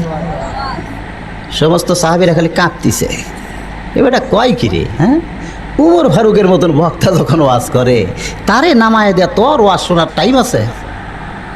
কি কন? এখানে যদি বাংলাদেশের শ্রেষ্ঠ বক্তা সাইদি সাহেব আসে, শুধু বাংলাদেশ না ওয়ার্ল্ডের মধ্যে অত বড় বক্তা কমই আছে, ঠিক কিনা বলেন ভাই? সেই বক্তা যদি ওয়াজ করে আমরা তার বিরুদ্ধে বহু বলতে পারি, তারপরে যদি মাইকিং হয় গুরুদাসপুরে, সাইদি সাহেব আজকে এখানে ওয়াজ করতে আসতেছে, এই কয় লোক একটু ওয়াজ করবার চাই, আপনারা কি আমাকে চান্স দিবেন? কয় যতই ওয়াজ করেন পরে আসেন, এই সময় মরতে না।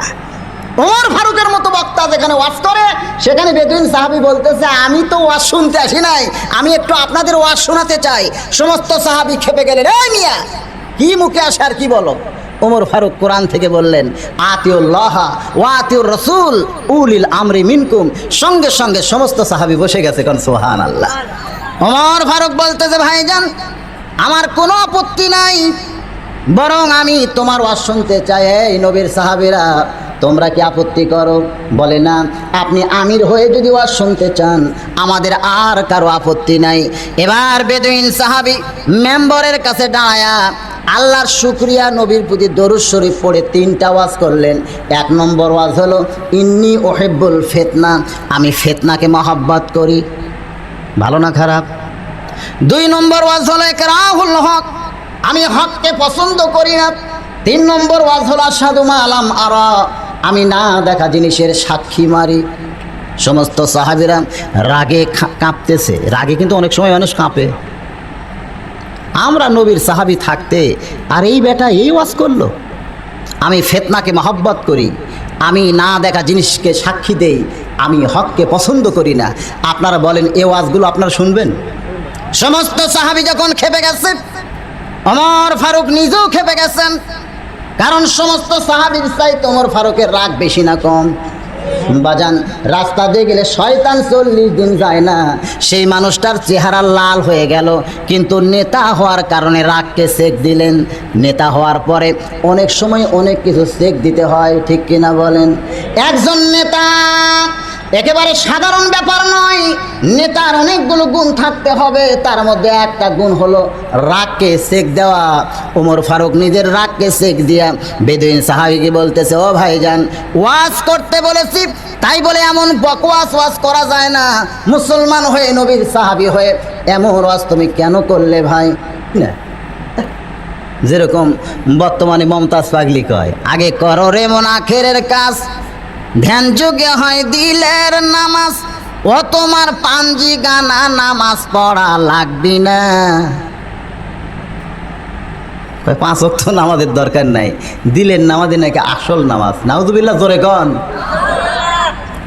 এই ওয়াজটা যদি এখানে কোনো বক্তা করে যে এতদিন 5 ওয়াক্ত নামাজ পড়েছেন, এখন থেকে 3 ওয়াক্ত পড়লেই চলবে, ওয়াজ শুনতে নতুন মনে হবে, কিন্তু বক্তা কেউ ছাড়বি ভাই? ওমর ফারুক বললেন স্ক্রু ঢিলা হয়ে গেছে, পাগল হয়ে গেছে, পাগলকে আমি জেলখানায় বন্দি করব 3 দিনের জন্য। জোরে কন, কয়দিন? যদি এর মধ্যে পাগলামি সারে তাহলে ছাইড়া দিব, আর যদি পাগলামি না সারে 21 দিন পর তার ফাঁসি দেওয়া হবে। এই নিয়তে বেদুইন সাহাবীকে কারাগারে বন্দি করে ওমর ফারুক সমস্ত সাহাবীর কাছ থেকে বিদায় নিলেন। ভাইজান সেদিন রাত্রেবেলা ওমর ফারুক বাড়িতে ঢুকেই তার বিবিকে বলতেছেন, এই আব্দুল্লাহর মা, ওমর ফারুকের একটা ছেলে আছে, নাম কি?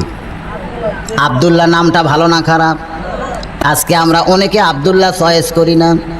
আমার এক ছোট ভাইয়ের বাচ্চা হয়েছে ছেলে, তার বয়সে আমার একদিন কইল, হুজুর আপনি তো মৌলানা মানুষ, একটা নাম রাখেন। আমি বললাম আব্দুল্লাহ। না, এটা ওল মডেল, এটা চলবি না, একটু রাঙে আসছে, ভালো নাম তো আর নাই। কয়েকদিন পরে দেখলাম ওই ছেলের নাম রাখছে। আমি বলি কী নাম? কয় রকি। ভালোই নাম রাখছে, এটা আপ টু ডেট নাম। দেখতেছেন না বর্তমান যুগে আমাদের যুবকের ব্যাসাইজ। 4 বছর আগে একটা গান গাইলো, আকাশিতে লক্ষ্য তারা, চাঁদ কিন্তু একটা রে। চাঁদ কয়টা? গানটা কোরআনের মধ্যেও আছে, সুবহানাল্লাহ কোন।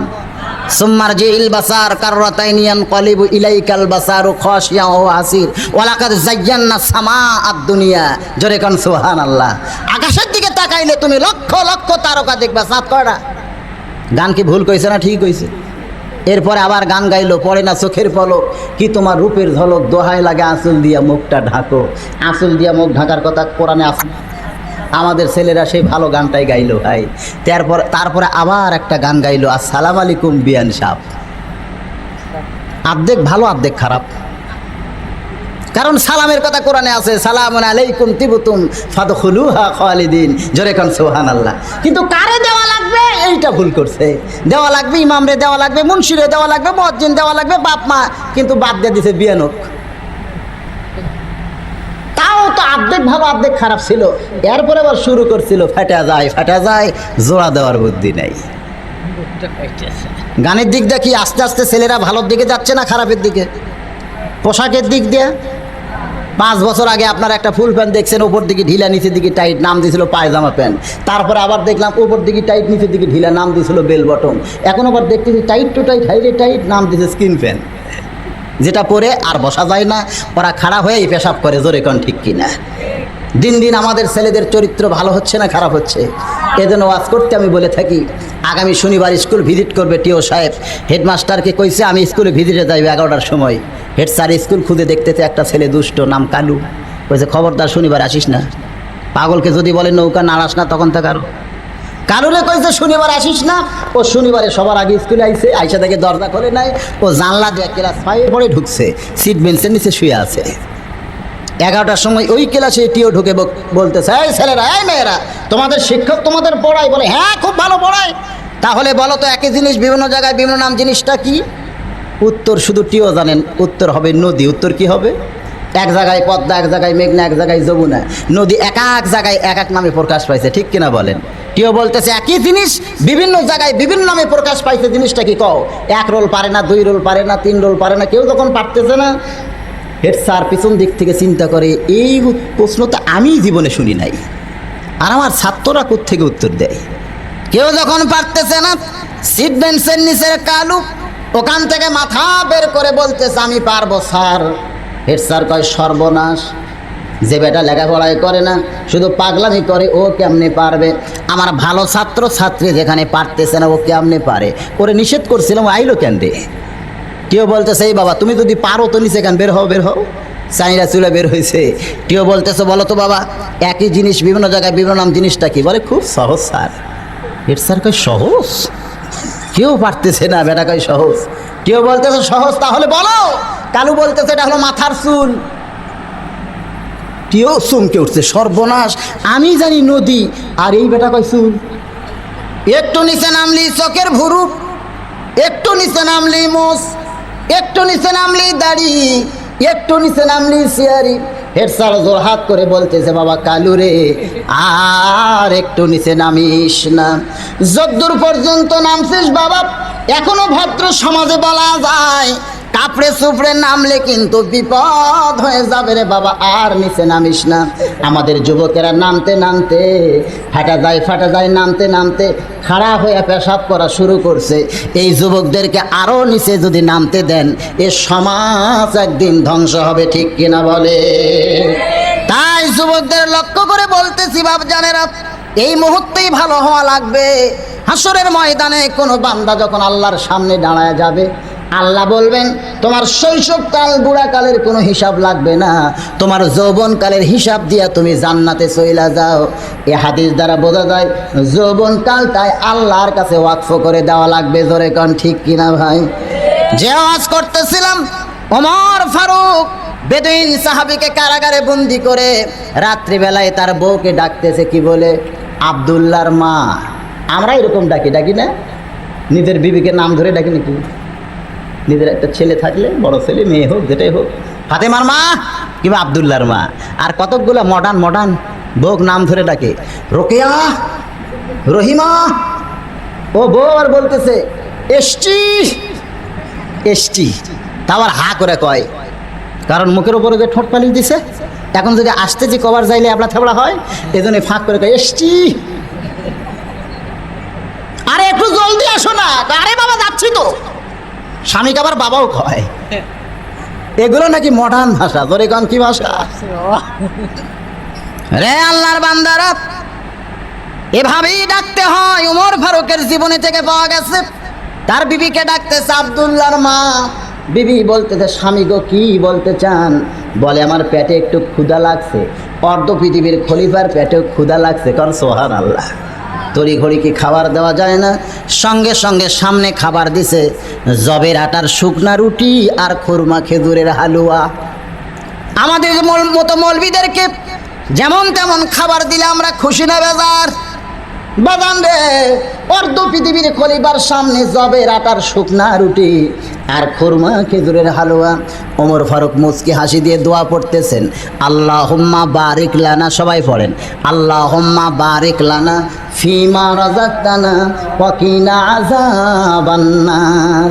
যখন আল্লাহর রিজিক সামনে আসে এ দোয়া পড়ার দরকার আছে না নাই? ওমর ফারুক দোয়াটা পড়ে বিসমিল্লাহ আলা বারাকাতিল্লাহ বলে রুটি ছিঁড়ে হালুয়া নিয়া যখন মুখে দিতে যাবেন, এমন সময় কে যেন বলতেছে, ওমর রে, তোমার পেটে ক্ষুধা লাগছে আর তুমি খাইতেছ, কিন্তু যাকে কারাগারের মধ্যে বন্দি করে রাখছো সে খাইছে কিনা একটাবার খবর নিছো। নেতা কারে কয় রে মুসলমান, ইসলামী আদর্শের নেতা কারে কয়? কে যেন দূর থেকে বলতেছে, তোমারে ক্ষুধা লাগছে আর তুমি খাইতেছ, যারে কারাগারে বন্দি করছো সে খাইছে কিনা একটা আবার খবর নিছো। ওমরের হাতটা থরথর করে কাঁপতেছে, রুটির জায়গায় রুটি পড়ছে, হালুয়ার জায়গায় হালুয়া পড়ে গেল। এটা টোপলা করে গভীর রাতে হযরত ওমর যাকে কারাগারে বন্দি করেছে তার দরজায় গিয়া এতিমের মতো ডাকতেছে, ভাইজান এই যে তোমার জন্য খাবার আনছি রে ভাই। বেদুইন সাহাবী মুস্কি হাসি দিয়া বলতেছে, নেতা যদি ভালো হয় কারাগারের মধ্যেও খাবার পাওয়া যায়, কিন্তু নেতার ভাগ্যে খাওয়া না। মারাত্মক একটা কথা বলেছে, নেতা যদি ভালো হয় কারাগারের মধ্যেও খাবার পাওয়া যায়, কিন্তু নেতার ভাগ্যে। আমাকে বাংলাদেশের নেতাদের সাইজ দেখছে, বুক এক জায়গা, পেট এক জায়গা, এক জায়গা বুক এক জায়গা পেট। দুই নেতা যদি কোলাকুলি করবার চায় জীবনেও বুক ঠেকাবার পারবে না ভাই, কারণ দুই পেট লাগার পরে মাঝখানে 1.5 হাত ফাঁক হয়ে যায়। কয় হাত ফাঁক হয়? কারণ দুই পেট লাগছে তো, বুকের সঙ্গে বুক ঠেকান খুবই কঠিন। ওমর ফারুক চোখের পানি নিয়ে কাঁদতে কাঁদতে বাড়িতে চলে আইলেন। নিজের ঘরে যখন ঘুমাইতে চাচ্ছেন এমন সময় বিবি বলতে যে, স্বামী গো আপনি কি খাবেন না? ওমর ফারুক চমকে বললেন, তুমি তো আমারে খাবার দিছো। বলে, আমি আপনারে ছাড়া কোনোদিনও খাই না, আর আপনারে খাবার দেওয়ার পরে আমি দূরে বসে আপনার খাওয়াটা দেখি। কোন সুবহানাল্লাহ। ওমর ফারুকের বিবি বলতে যে, স্বামী রে, এত বছর হলে আপনার সংসার করি, আজ পর্যন্ত আপনি খানার দোষ ধরলেন না। আপনার সামনে যেটাই দেওয়া হয় ওইটা আল্লাহর শুকরিয়া আদায় করে খাওয়ার পরে 2 হাত তুলে আপনি দোয়া করেন, আল্লাহ এত কষ্ট করে আমার বিবি রুটি তৈরি করে হালুয়া তৈরি করে আমার সামনে দেয়, আমার বিবিরে তুমি জান্নাত দিয়া দিও। আপনি শুধু নেতা হিসাবে ভালো না, আপনি স্বামী হিসাবেও ভালো। সুবহানাল্লাহ। নিজের বিবি বলতেছে, আপনি এমন একজন মানের স্বামী, এতদিন হলে সংসার করি, কোনোদিন আপনি খানার দোষ ধরলেন না, বরং খাওয়ার পরে দোয়া করেন, আল্লাহ আমার বিবিরে তুমি জান্নাত দিয়ে দাও। আল্লাহ, যে বিবি এত কষ্ট করে আমারে পাক করে দেয়, আমরা কি কোনোদিন এরকম দোয়া করছি ভাই? হ্যাঁ, কি স্বামী হয়েছি আমরা। বাড়ির জায়গায় পাঁচ তেল দে, স্বামীর পায়ের তলে বইয়ের ব্যস্ত, বউ সমানে পাঁচ তেল দে, ফাটা পাঁচ। ফজরের নামাজ পড়া দোয়া করতেছে, আল্লাহ আমি ব্যস্ত চাই, ব্যস্তের মধ্যে হুর চাই। বউ কই ক্যারে পাঁচ তেল দিয়ে দিলাম আমি, আর হুর চাই। নামাজ শেষ হলে বলতেছে, স্বামী হুর কি? কই হুর হলো সুন্দরী নারী, তোর মতন বেসাই জানা। দুনিয়া তো তোই পাই আমি ঠকছি, মরার পরে ঠকবার চাই না, এজন্য বেহেস্ত চাই, আল্লাহ যেন বেহেস্ত হুর দেয়। বউ কই আই রে ফাটা পাঁচ তেল দে দেই, তারপরে হুর চাই। বাইরে যায় দোয়া করতেছে, আল্লাহ আমার স্বামীরে তুমি বেহেস্ত দিও না, কারণ ও বেহেস্ত পাইলে হুর নিয়ে পাগলা হবে, আমারে ভুলে যাবে, দরকার নাই, আমরা 2 জনে একসঙ্গে জাহান্নামত থাকবার চাই। স্বামী রাগ করে কয়, তুই যতই দোয়া কর দোয়া কবুল হবে না, বেহেস্তের চাবি আমার হাতত। কারণ আর সালাতু মিফতাহুল জান্নাহ, নামাজ হচ্ছে বেহেস্তের চাবি, নামাজ পড়ছি চাবি আছে আমার কাছে, তুই যতই গড় দোয়া কর কাম হবে না। বউ দেখতেছে দোয়া দিয়ে যখন কাম হবে না, তখন আমি কেন ওর ধান্দাই? ও নামাজ পড়ে জোরে সরে কয়, আল্লাহ আল্লাহ তুমি আমারে বেহেস্ত দিও, আল্লাহ বেহেস্তের মধ্যে হুরা দিও। স্বামী কয়, কে রে হুরা আবার কি? কয়, সুন্দর যুবক, তোমার মতন পাও ফাটা না, তুমি শীতের রাত্রে লেপো ছিড়ছো, আমার পাও ছিড়ছো। দুনিয়ার ঠকছি ঠকছি, মরার পর আর ঠকবার চাই না। আপনারা কোন স্বামী স্ত্রীর মহব্বত বাড়বে না কমবে? ওমর ফারুকের বিবি, স্বামী গো কোনদিন আপনার দোষ ধরা দেখলাম না, আবার খাওয়ার পরে 2 হাত তুলে দোয়া করেন, আমার বিবিকে তুমি জান্নাত দিও। সেই স্বামীরে ছাড়া বিবি কোনোদিন খাইতে পারে না। আপনারটা না হয় আপনি টুপলা করে কারে যেন দিয়াইলেন, আমার খাদ্যটা আছে, আসেন আমরা 2 জন মিলে খাবার চাই। ক্ষুধার পেটে কি রাগ আছে ভাই? ওমর ফারুক বিবির দাওয়াত পাইয়া খুশি হয়ে যখন খাবার চায়, বিবির খাদ্যটা 2 জন মিলে খাইতে চায়, দোয়া দরুদ পড়ে রুটি ছিঁড়ে যখন মুখে দিতে যাবে, এমন সময় কে যেন বলতেছে, ওমর তোমারে ক্ষুধা লাগছে আর তুমি খাইতেছো, যারে কারাগারে বন্দি করেছো তার বাড়ির খবর না নিয়ে তুমি কেমনে খাও? কারণ সে যদি বাড়ির কর্তা হয় আর যদি অভিভাবক কারাগারের মধ্যে বন্দি থাকে, তার অধীনস্থ বাড়ির খবর না নিয়ে তুমি কেমনে খাও? ওমর ফারুকের হাতটা থর থর করে কাঁপতেছে, রুটির জায়গায় রুটি পড়ছে, হালুয়ার জায়গায় হালুয়া পড়ে গেল। বিবি বলে, স্বামী গো, এখন আপনি কেন কাঁদেন, কেন আপনার হাত কাঁপতেছে জানতে চাই। ওমর ফারুক বলে, বিবি রে, যাকে কারাগারে বন্দি করছি তারে না হয় আমার খাদ্যটা দিলাম, কিন্তু তার বাড়ির খবর না নিয়ে কেমনে খাই? বিবি খাদ্যটা টোপলা বাঁধে স্বামীর হাতে দিয়া বলে, আপনি যাতে শান্তি পান আমিও তাতে শান্তি পাই। বউটা যদি ভালো না হয়, নেতাগিরি করা কিন্তু খুব কঠিন। আমাকে নেতাগুলা চোর হওয়ার পিছনে কারণ বউ। প্রতি মাসে 3 ভরি সোনার মালা চায়, এখন ত্রাণের টিন চুরি করা ছাড়া বুদ্ধি আছে ভাই? হাই রে নেতার বইয়ের ফ্যাশন। বউ ভালো হওয়া লাগবে, জোরে গান কি ভালো হওয়া লাগবে? এই জন্যই বলতেছে, আপনি যাতে শান্তি পান আমিও তাতে শান্তি পাই। টোপলা বান্দা স্বামীর হাতে দিতে, চলে যান, আপনি চলে যান, যাকে কারাগারে বন্দি করছেন তার বাড়ি চলে যান, জোরে গান সুবহানাল্লাহ।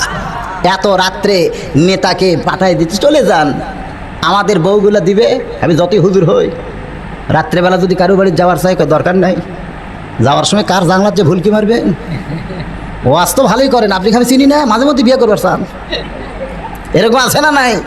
আপনারা তো গুরুদাসপুরের মানুষ, আমাকে হুজুর ভালোই জানতেছেন।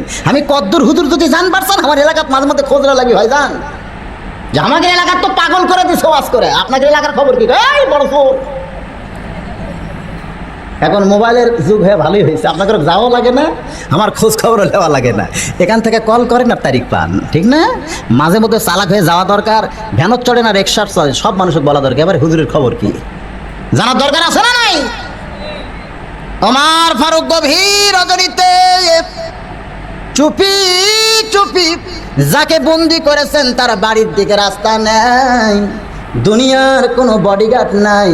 ওমাইয়া তাওয়াক্কাল আলাল্লাহি ফাহুয়া হাসবুহু, জোরে কোন সুবহানাল্লাহ। খাদ্যের টোপলা নিয়ে বেদুইন সাহাবীর বাড়ি হলো পাহাড়ি এলাকায়। পাহাড়ের গুহার কাছে যাইয়া শুনতে পায় ছোট একটা বাচ্চা যেন কাঁদতেছে, বাবা বাবা বলে। কি বলে? ও বাবা, এত রাত হইয়া যায়, তুমি কেন বাড়ি আসতেছো না? ওমর ফারুক চমকে গেল, নিশ্চয় যাকে বন্দি করেছি তার ছেলেই তো এমন করে কাঁদতেছে। কাছে যাইয়া 2 হাত বাড়াইয়া ডাকতেছে, আয় রে বেটা আয়, আর কান্দিস না, আমি তোর বাবার দরদ নিয়া তোর সামনে দাঁড়িয়ে গেছি, বাবা আয় আয় আমার কোলে আয়। ছেলেটা আল্লাহর কোরআন থেকে বলতেছে, ওয়াকাযা রাব্বুকা আল্লা তা'বুদু ইল্লা ইয়াহু ওয়া বিল ওয়ালিদাইনি ইহসানান। এই নিশিরাতের পথিক, তোমার ভিতরে বুঝি আল্লাহর কোরআন নাই? সুবহানাল্লাহ বলেন। ওমর ফারুক চমকে উঠছে, বেটা কয় কি রে? এ নিশিরাতের পথিক, তোমার ভিতরে কি আল্লাহর কোরআন নাই? আল্লাহ কোরআনে বলেছেন, রে দুনিয়ার সন্তানেরা, আল্লাহর ইবাদতের পর তোমাদের 2 নম্বর দায়িত্ব হলো বাপ মার প্রতি ইহসান করা, দয়া করা, ভক্তি করা। আমার বাবাই শুধু আমার বাবা, দুনিয়ার কেউ বাবার দরদ দিবার চাইলে আমি তারে বাবা স্বীকার করি না। তুমি যতই বাবা বাবা বলে হাত বাড়াইয়া দাও, আমার বাবা ছাড়া আমি। বাপরে সালাম কালাম না দিলেও শ্বশুরে ঠিকই সালাম দেয়, আব্বা আসসালামু আলাইকুম, আব্বা কেমন আছেন আব্বা, কি ভদ্র। আর বাপের সামনে দিয়ে কুকুরের মতন ঘসঘস করা যায়, এরকম বেটা আছে নাই? বউয়ের বুদ্ধি শুনে ভিন্ন হয়ে যায়। বউ কইছে, তোমার বুড়া বাপ খালি ফ্যাস ফ্যাসায়, আর তোমার বুড়ি মা খালি উকুন গেছে, আমার কলিজা জ্বলে গেছে, আমি আর এই সংসারে থাকবো না। স্বামী বলতেছে, তুইও যা, আমিও তাই, তো আমরা ভিন্ন হয়ে যাই। বুড়া বাপ মারে সাইডে, যুবক ছেলে বউর নিয়ে ভিন্ন হয়ে গেছে। আপনাদের এলাকায় বুঝি এমন নাই? হাজার হাজার আছে। এখন কতগুলো বেটা দেখবেন মা বসে আছে মাটি, 1 কেজি মিষ্টি নিয়ে গুরুদাসপুর থেকে বাড়িতে যায়, মায়ের সামনে দিয়ে বইয়ের হাতত যা মিষ্টির প্যাকেট দেয়। মাও বসে আছে, মায়ের সামনে দিয়ে যায় বইয়ের হাতত মিষ্টির প্যাকেট দেয়। বউ মিষ্টির প্যাকেটটা মনে মনে কয়, হাই রে বুড়ি, তোর বেটা দেখ কি কাম করলো, তোর দিল না আমার দিল। মনে মনে এরকম কয় না? বউ কিন্তু খুশি হয়ে যায়, মাও দিল না তে। বউটাও সেই রকম মিরিজের একটা মিষ্টির প্যাকেট নিয়ে ফ্রিজের মধ্যে ঢুকাইছে। স্বামী বলতেছে, কে গো মিষ্টি ফ্রিজের মধ্যে ঢুকাইলা? তার মানে তোমার হুঁশ নাই? আগামীকাল আমার বাপ মা আসবে, তোমার হুঁশ নাই? স্বামী বলতেছে, খালি তোমার বাপ মারে খাওয়াবা, আমার বাপ মাও দিবা না? এতিম, বইয়ের কাছে এতিম হয়ে গেছে। খালি তোমার বাপ মাও খাওয়াবা, আমার বাপ মাও দিবা না? ওর কান সারা জুতের বাড়ি। এর তোর বাপ মা তোর বউ দেওয়া লাগবে কেন? তুই দিবার পারিস না? এরকম বেটা আছে না নাই? বইয়ের কাছে এতিম হয়ে যায়, বইয়ের ভয়ে বাপরে মায়ের কিছু করতেও পারে না। আপনাদের এলাকার বুঝে এমন নয় রে আল্লাহর বান্দারা, খেয়াল করতে হবে আমাদের জাতির পিতার কথা। কার কথা বলেন? ওয়াজ করতে আমি বলে থাকি ইব্রাহিম নবী একবার ইসমাইল নবীর বাড়িতে বেড়াবার গেছে, দরজায় গিয়ে জোরে সরে ডাকতেছে, বাবা ইসমাইল বাড়িতে আসো, বাবা ও বাবা ইসমাইল বাড়িতে আসো। ভিতর থেকে আওয়াজ আসতেছে, কে ডাকে, কে ডাকে, এমন করে কে ডাকে? ইব্রাহিম নবী চমকে গেলেন, আমার ছেলে থাকলে তো এমন করে বলতো না, এটা নিশ্চয় ইসমাইলের বউ হবে। কে হবে? কলিজার মধ্যে কষ্ট নিয়ে ইব্রাহিম নবী ফিরে যাচ্ছিলেন, যাওয়ার সময় একটা লোক দেখে চোখের পানি নিয়ে বলতেছেন, ভাইজান আমার নাম হলো ইব্রাহিম, ওই যে বাড়ি দেখতেছো আমার ইসমাইলের বাড়ি। মনে বড় আশা নিয়ে বেটার দরজায় ছিলাম, বেটার নাম ধরে ডাকলাম, কোনো সাড়া পাইলাম না। আমার বেটা বুঝি বাড়িতে নাই, আমি চলে যাচ্ছি রে ভাই। তবে আমার বেটার যদি দেখা পাও, তাহলে আমার ওসিয়ত হলো তারে তুমি বলবে তার বাপের হুকুম সে যেন ঘরের চৌকাঠ পাল্টায়। কি পাল্টায়? এ বলে ইব্রাহিম নবী চলে গেলেন। ইসমাইল নবী যখন আইছে, লোকটা ডাক দিয়ে বলে, আপনার বাপ আইছিল। সঙ্গে সঙ্গে ছোট বাচ্চার মতন কান্না শুরু করছে। লোকটা বলে, কাঁদে কোনো লাভ নাই, আপনার বাবা যাওয়ার সময় আমারে ওসিয়ত করছে, আপনার বাবার হুকুম আপনার ঘরের চৌকাঠ আপনারে পাল্টাতে হবে। সঙ্গে সঙ্গে ইসমাইল নবী চমকে উঠছে, এইটা কোন চৌকাঠ? আমাদের মতন ছেলেরা হলে মনে করতাম, বাপ যখন বাড়ির দরজা খোলা পায়নি, হয়তো বাড়ির চারিধার ঘুরেছে, কোনো জানলার চৌকাঠ হয়তো ঘুরে ধরছে, হয়তো সেই চৌকাঠ পাল্টাবার কইছে। ঠিক কিনা বলেন? ইসমাইল নবী এমন একজন মহামানব, সঙ্গে সঙ্গে বাড়ির দরজা খুলে বউরে ডাক দিছে, আয়। বউ কাছে আইছে, কি কও গো, তুই তালাক, তোর মাও তালাক, তোর 14 গোষ্ঠী তালাক। বউ কান্দার কয়, আমারে তালাক দিলেন কেন? বলে, করে ছাইরা দিছি, বিকালে বিয়ে করবো আমি যদি মরদ হই। বউ বইরা গেলে বউ পাওয়া যায়, বউরে ছাইরা দিলে বউ পাওয়া যায়, কিন্তু বাপ মা যদি মারা যায় কিয়ামত পর্যন্ত কানলেও কোনোদিন পাওয়া যাবে না রে ভাই।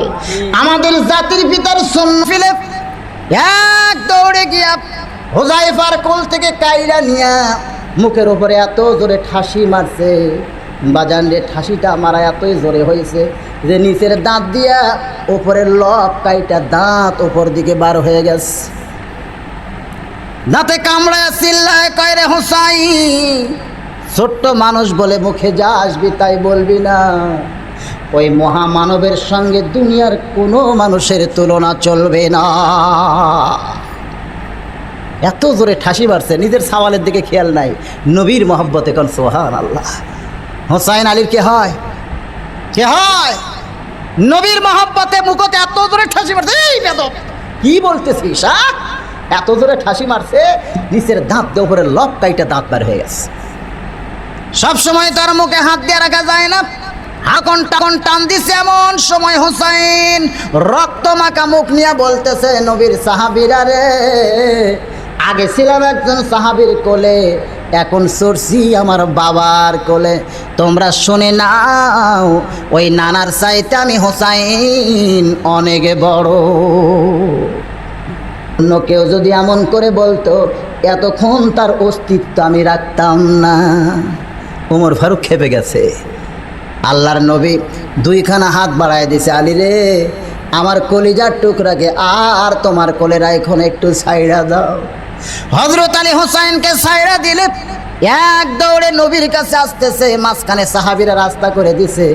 নবীর বুকে ঝাঁপ দিয়া নবীর গালে একটা চুমা দিয়া বলে, নানা রে, আমি তোমারে ছাড়া বাঁচবো না নানা। ও নানা, তোমার কাছে আসতে চাই। তোমার এক সাহাবী আমারে আটকায় দিছে। আমি রাগ করে বলেছি, নানার চাইতে কোনো অংশে ছোট না। তোমার এক সাহাবী আমার নিষ্ঠুর বাবা আমার মুখে এত জোরে ঠাসি মারছে নানা, আমার মুখ গোটা রক্তে লাল হয়ে গেছে। এই কারণে আমি বলেছি, নানার চাইতে অনেক বড়। তুমি কিছুই মনে করো না নানা, তুমি আমারে মাফ করে দাও। আল্লাহর নবী হোসেনের মুখের দিকে তাকায়া দুই চোখের পানি ছেড়ে ছেড়ে বলতেছে, হোসাইন রে, আমি তোর কথায় কিছু মনে করিনি ভাই, কিন্তু সাহাবীরা আমাকে জীবনের চাইতেও ভালোবাসে, এই কারণেই তারা একটু খেপে গেছে। তুমি কেমনে বললে আমি নবীর চাইতে অনেক বড়? হোসাইন আল্লাহর নবীর গলা জাপটে ধরে বলে, নানা রে, বুঝেছি তুমিও মন খারাপ করেছো, তবে শুনে নাও, তোমার নাতি ছোট হতে পারে, হিসাব ছাড়া কথা কোনো দিন বলে না। ওমর ফারুক বলতেছে, হোসেন এই তুই ছোট মানুষ, তুই আবার হিসাবের জানিস কি? হোসেন বলতেছে, না না, তোমার আর আমার মধ্যে কথা হয়, এই বেটা উমর খালি মাথা মারতেছে তার মানে। নবী বলতেছেন, এজলেসিয়া ওমর, তুমি একটু বসো তো বাবা, আমি একটু হোসাইনের হিসাব শুনবার চাই। হোসাইন বলতেছে, আমার এক নম্বর হিসাব তোমার বাপ আর আমার বাপ। তোমার সাহাবীদেরকে বলো, এই দুইজনের মধ্যে কার বাপ বড়? কার বাপ? হোসাইন বলতেছে, বলো। আল্লাহর নবী চোখের পানি বের করে বলতেছেন, আমার বাবা আব্দুল্লাহ জান্নাত পাবে কি পাবে না এ গ্যারান্টি আমি রাসূল কোনোদিন দিতে পারবো না। হোসেনের বাবা আলী শুধু জান্নাত পাবে না, এ দুনিয়াতে 10 জন বেহেশতের সুসংবাদ পাইছে, তার মধ্যে 4 নম্বর হলো আলী। আমার বাবা আব্দুল্লাহর চাইতে হোসেনের বাবা আলী আমার আল্লাহর কাছে কোটি কোটি গুণ বড়। হোসাইন বলে, না না, আমার 2 নম্বর হিসাব হলো তোমার মা আর আমার মা। তোমার সাহাবীদের বলো তো নানা, এই 2 জনের মধ্যে কার মা বড়? আল্লাহর নবী কান্দের কয়, আমার মা আমিনা জান্নাত পাবে কি পাবে না এ গ্যারান্টি আমি রাসূল কোনোদিন দিতে পারবো না। হোসেনের মা ফাতেমা শুধু জান্নাত পাবে না, জান্নাতি নারীদের নেত্রী হবে। আমার মা আমিনার চাইতে হোসেনের মা ফাতেমা আমার আল্লাহর কাছে কোটি কোটি গুণ বড়। হোসেন বলে, নানা, আমার 3 নম্বর হিসাব হলো তোমার নানা আর আমার নানা। বলো তো নানা, বলো তো, এই 2 জনের মধ্যে কার নানা বড়? ওমর ফারুক আর বসে থাকতে পারলেন না, এক দৌড়ে এসে হোসেনকে বুকের মধ্যে জাপটে ধরে বলে, বাবা, এতগুলো নবীর সাহাবী আমরা আছি রে, আজ পর্যন্ত এই হিসাব কেউ আমরা করে দেখি নাই। তুমি ছোট্ট মানুষ, এমন হিসাব আমার দিয়ে শোনাইছ। তোমার নানার নানা ওয়াহাব জুহরিকে দুনিয়ার কেউ চিনবে না, আর হোসেনের নানাকে শুধু দুনিয়ার মানুষ না, স্বয়ং আল্লাহ করেছেন ঘোষণা, ওয়া ইন্নাকা লাআলা খুলুকিন আযীম। হোসাইন বলতেছে, নানার সাহাবীরা, বাপের দিক দিয়ে যদি আমি বড় হই, মায়ের দিক দিয়ে যদি আমি বড় হই, নানার দিক দিয়ে যদি বড় হয়, আমার নানাকে তোমরা বলো তো কোন দিক দিয়ে আমার চাইতে বড়? নবী আমার হোসাইনকে 2 হাতে আসমানের দিকে উঠায় বললেন, এই সাহাবীরা, এখন দেখো তো কে বড়, হোসাইন না আমি? সব সাহাবী বলতেছে, হুজুর আপনার মাথার উপরে তো হোসাইনের মাথা দেখা যায়। একটা সাহাবী বলতেছে, মাথা উপরে থাকলে কি হবে, পাও তো মাটিত নাই। সেই সাহাবীর নাম হলো হযরত আলী। জোরে কোন কি? সমস্ত সাহাবীরা বলতেছে, মাথা আপনার মাথার উপরে দেখা যায়। সব সাহাবীর এক কথা, কিন্তু আলী বলতেছে, মাথা উপরে থাকলে কি, পাও মাটিত নাই। বাজান, হযরত ওমর বলতেছে, ও ভাই আলী, তোমারে তো আমি চিনি রে ভাই, তোমার 2টা সন্তান জান্নাতি যুবকদের সরদার হবে, এমন একজন তুমি পিতা। যত নবী দুনিয়াতে আইছে, আল্লাহর নবী বলেছেন কোন নবীর সন্তান জান্নাতি হতে পারে, তবে জান্নাতি যুবকদের সরদার হতে পারবে না। আর হযরত আলীর 2টা বেটায় জান্নাতি যুবকদের সরদার হবে। নবী হিসাবে আমি নবী বহু দিক দিয়ে সম্মানিত হয়েছি, কিন্তু বাপের দিক দিয়ে হযরত আলী আমার চাইতে বেশি সম্মানিত হয়েছে। এ ভাই আলী, তোমারে আমি চিনি, কারণ আল্লাহর নবী বলেছেন আদম থেকে আমি পর্যন্ত যত নবী আইছে দুনিয়ায়, নবীর বউয়েরা জান্নাতি হবে। জান্নাতি নারীদের নেত্রী কোনো নবীর বউ হতে পারবে না। জান্নাতি নারীদের নেত্রী হবে আমার কলিজার টুকরা ফাতেমা। ওই ফাতেমার স্বামী যিনি, তিনি হলেন পৃথিবীর সব চাইতে দামি স্বামী। আলী বলতেছে আমারে যদি এতই চিনেন তাহলে দরজাটা খুলে দিলেই হয়। বেদিন সাহাবীকে নিয়ে আমি তার সন্তানের হাতে তুলে দিতে চাই। ওমর ফারুক বলেন না। এমন মারাত্মক তিনটা কথা বলেছে, আপনি যদি তার সাথে থাকেন আপনাকেও কারাগারের মধ্যে বন্দি করা হবে। কি করা হবে? আলী বলতেছে ভাই ওমর, আপনি কি স্বৈরাচারী হবেন? ভাইজান, ওমর আর আলী এ মুহূর্তে যে অবস্থায় আছে, মনে হয় দুইজনের মধ্যে লাগবে ভাব। জোরে গান ঠিক কিনা? আমি কোরআন দিয়া দুইজনকে মীমাংসা করে একই প্ল্যাটফর্মে আনতে চাই এবং আমরা সবাই এক দল হয়ে এই মাহফিল থেকে বিদায় নিবার চাই। আল্লাহ যেন তৌফিক দেয়। সবাই বলে আল্লাহুম্মা আমিন। আপনারা কি বাকি ওয়াজ শুনবার চান না? আমাকে অবশ্য বলছে হুজুর কিছু রুই কাতলা আছে, চুঁচড়া মুচড়া সব শেষ, এখানে এখন এটা বন্ধ করে দেন, কিছু আদায় করা লাগবে মাদ্রাসার জন্যে। কোরআন মোতাবেক সে বলেছে। ওমর ফারুক বলতেছে ভাই আলী, আমি শুধু শাব্দিকত্ব বিচার করেছি, আমি তো ভিতরে ঢুকে দেখি নাই। এই কারণেই তো তাকে পাগল বানায় কারাগারের মধ্যে রাখছি। কিন্তু লোকটা যে বলল ইকরাহুল হক, আমি হককে পছন্দ করি না, অথচ আল্লাহ কোরআনে বলেছেন ওয়াতাওয়াসাউ বিল হক, হকের প্রতি মানুষকে দাওয়াত দেওয়া লাগবে। আলী বলতে যে ভাই ওমর, তুমি কি আল্লাহর কোরআন পড়ো নাই? জাত সাকারাতুল মাউত হাক্কুন, প্রত্যেকটা মানুষের জীবনে মৃত্যু হক, এরপরে কেউ মৃত্যুকে পছন্দ করে না। লোকটা এই কারণেই বলেছে আমি হককে পছন্দ করি না, অর্থাৎ মৃত্যুকে আমি পছন্দ করি না। হযরত ওমর বলতে চালি রে, আমি শুধু শাব্দিকত্ব করেছি, আমি তোর ভিতরে ঢুকে দেখি নাই, যার কারণে তাকে পাগল বানাই আমি বন্দি করেছি। ভাই লোকটা যে কইল আশহাদু মা লাম আরা, আমি না দেখা জিনিসের সাক্ষী মারি। আলী বলতেছে শুধু ওই লোকটাই কেন, আপনিও বলেছেন আশহাদু আল্লা ইলাহা ইল্লাল্লাহু ওয়াহদাহু লা শারীকা লা, আমরা কেউ আল্লাহরে দেখি না, তারপরে সব মুসলমান আল্লাহর সাক্ষী দেই। জোরে কোন ঠিক কিনা? হযরত ওমর এক দৌড়ে কারাগারের দরজা খুলে বেদুইন সাহাবীকে বুকের মধ্যে জাপটে ধরে বললেন, ও বেদুইন সাহাবী ভাই, তোমার কথার শুধু বাহির দেখছি, ভিতরে আমরা ঢুকে দেখি নাই। আজকে আলীর দ্বারা আমরা ভিতরে ঢোকার দরজা পাইলাম। আমি আপনাদের বলতে চাই, এই কোরআন শরীফকে শুধু বাহির থেকে দেখার কোনো বুদ্ধি নাই। এই কোরআনকে যদি দেখতে চাই তাহলে কোরআনের ভিতরে না আসলে আসল কোরআনকে কোনো দিন দেখা যাবে না। জোরে কন ঠিক কি না? ঘরের দরজায় দাঁড়ায়া কেউ যদি বলে আমি গোটা ঘর দেখলাম, ও যেমন ভুল করেছে। দূর থেকে কোরআনকে দেখে যদি বলে আমি কোরআন পাইলাম, আমি কোরআনের পক্ষে হয়ে গেলাম, ও তেমনই ভুল করেছে। ভাই ঘরের ভিতরে ঢুকে যেমন ঘরের সব কিছু দেখে ঘর বিষয়ে জ্ঞান অর্জন হয়, আল্লাহর কোরআনকে তেমন হাতে নিয়া কোরআনের আয়াতে আয়াতে, কোরআনের পরতে পরতে নূর দিয়া নিজের জীবনকে হেদায়েতের জীবন বানায়া জান্নাতের মালিক হইয়া দুনিয়া ছাড়া যায়। জোরে কোন ঠিক কিনা? আল্লাহ যেন আমাদের সবাইকে সে তৌফিক দান করে। সবাই কোন আল্লাহুম্মা আমিন। সবাই ইস্তেগফার পড়েন। আস্তাগফিরুল্লাহ রাব্বি মিন কুল্লি যামবি ওয়া তুবু ইলাইহি, আস্তাগফিরুল্লাহ রাব্বি মিন কুল্লি যামবি ওয়া তুবু ইলাইহি। একজন 50 আর একজন 10, আর একজন আল্লাহর বান্দা একটা লিচুর চারা দিছে। হ্যাঁ, লিচুর চারা। আপনার এলাকার তো লিচুর আবাদ হয়, কি 100টা লিচু দেওয়া যায় না? ওয়ালাম ইয়াকুল্লাহু কুফুয়ান আহাদ। বিসমিল্লাহির রহমানির রহিম। মাশাআল্লাহ। এক লিখতেছে আর একটা 2000 কে দিল ভাই? লগদে লগদে মোহাম্মদ আলী ভাইজান আমার। আর 1000, 3000 টাকা সে ভাই 5000 পুরো দিলে তো ভালো হয়। কয়েকজন 5000 দিল ভাই, কি 5-এর মধ্যে থাকবার পারে না? নগদই 2000 টাকা, বাকি 1000 আমরা এমনি দেয়ছো। মাশাআল্লাহ। 2000 টাকা বাকি 1000, সর্বমোট 3000 টাকা মোহাম্মদ আলী আল্লাহর নবীর ঘরে করছে দান।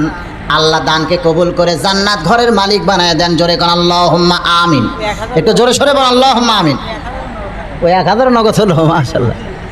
গুনতে কামা সাল্লাইতা আলা ইব্রাহিম ওয়া আলা আলি ইব্রাহিম ইন্নাকা হামিদুম মাজিদ আল্লাহুম্মা বারিক আলা মুহাম্মাদ ওয়া আলা আলি মুহাম্মাদ কামা বারাকতা আলা ইব্রাহিম ওয়া আলা আলি ইব্রাহিম ইন্নাকা হামিদুম মাজিদ আল্লাহুম্মা আমিন ربنا آتنا في الدنيا حسنة وفي الآخرة حسنة وقنا عذاب النار আয় আল্লাহ তাআলা এত রাত পর্যন্ত আপনার পাগল বান্দা বান্দিরা এই জান্নাতের বাগান থেকে আমি গুনাহগারের সঙ্গে আপনার রহমতের দরজায় ফকির হয়ে দোকানে হাত তুলেছি আল্লাহ মেহেরবানি করে আজকের মাহফিলকে কবুল করে নেন যে মাদ্রাসার উন্নতি কল্পে মাহফিল এই মাদ্রাসাকে কিয়ামত পর্যন্ত কবুল করে নেন মাহফিলের শুরু থেকে শেষ পর্যন্ত যত আলোচনা হয়েছে মাঝে মাঝে দোয়া দরুদ পাঠ করা হয়েছে আল্লাহ এর যা হাদিয়া মঞ্জুর করেন সোনার মদিনায় নবী পাকের রওজা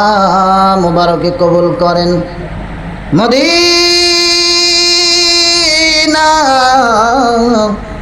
কত সুন্দর নাম মদিনা এই মদিনার মানুষটা যে কত সুন্দর যার চাঁদ মুখটা দেখলে জাহান্নামের আগুন হারাম হয়ে যায় মদিনায় যাওয়ার ক্ষমতা আমাদের হবে কি হবে না ওই মদিনার মানুষটির মহব্বত কলিজার মধ্যে নিয়া কোনো একদিন স্বপ্নের ঘরে চাঁদ মুখখানা দেখার নসিব আমাদের দান করে দাও আল্লাহ এই আল্লাহ তাআলা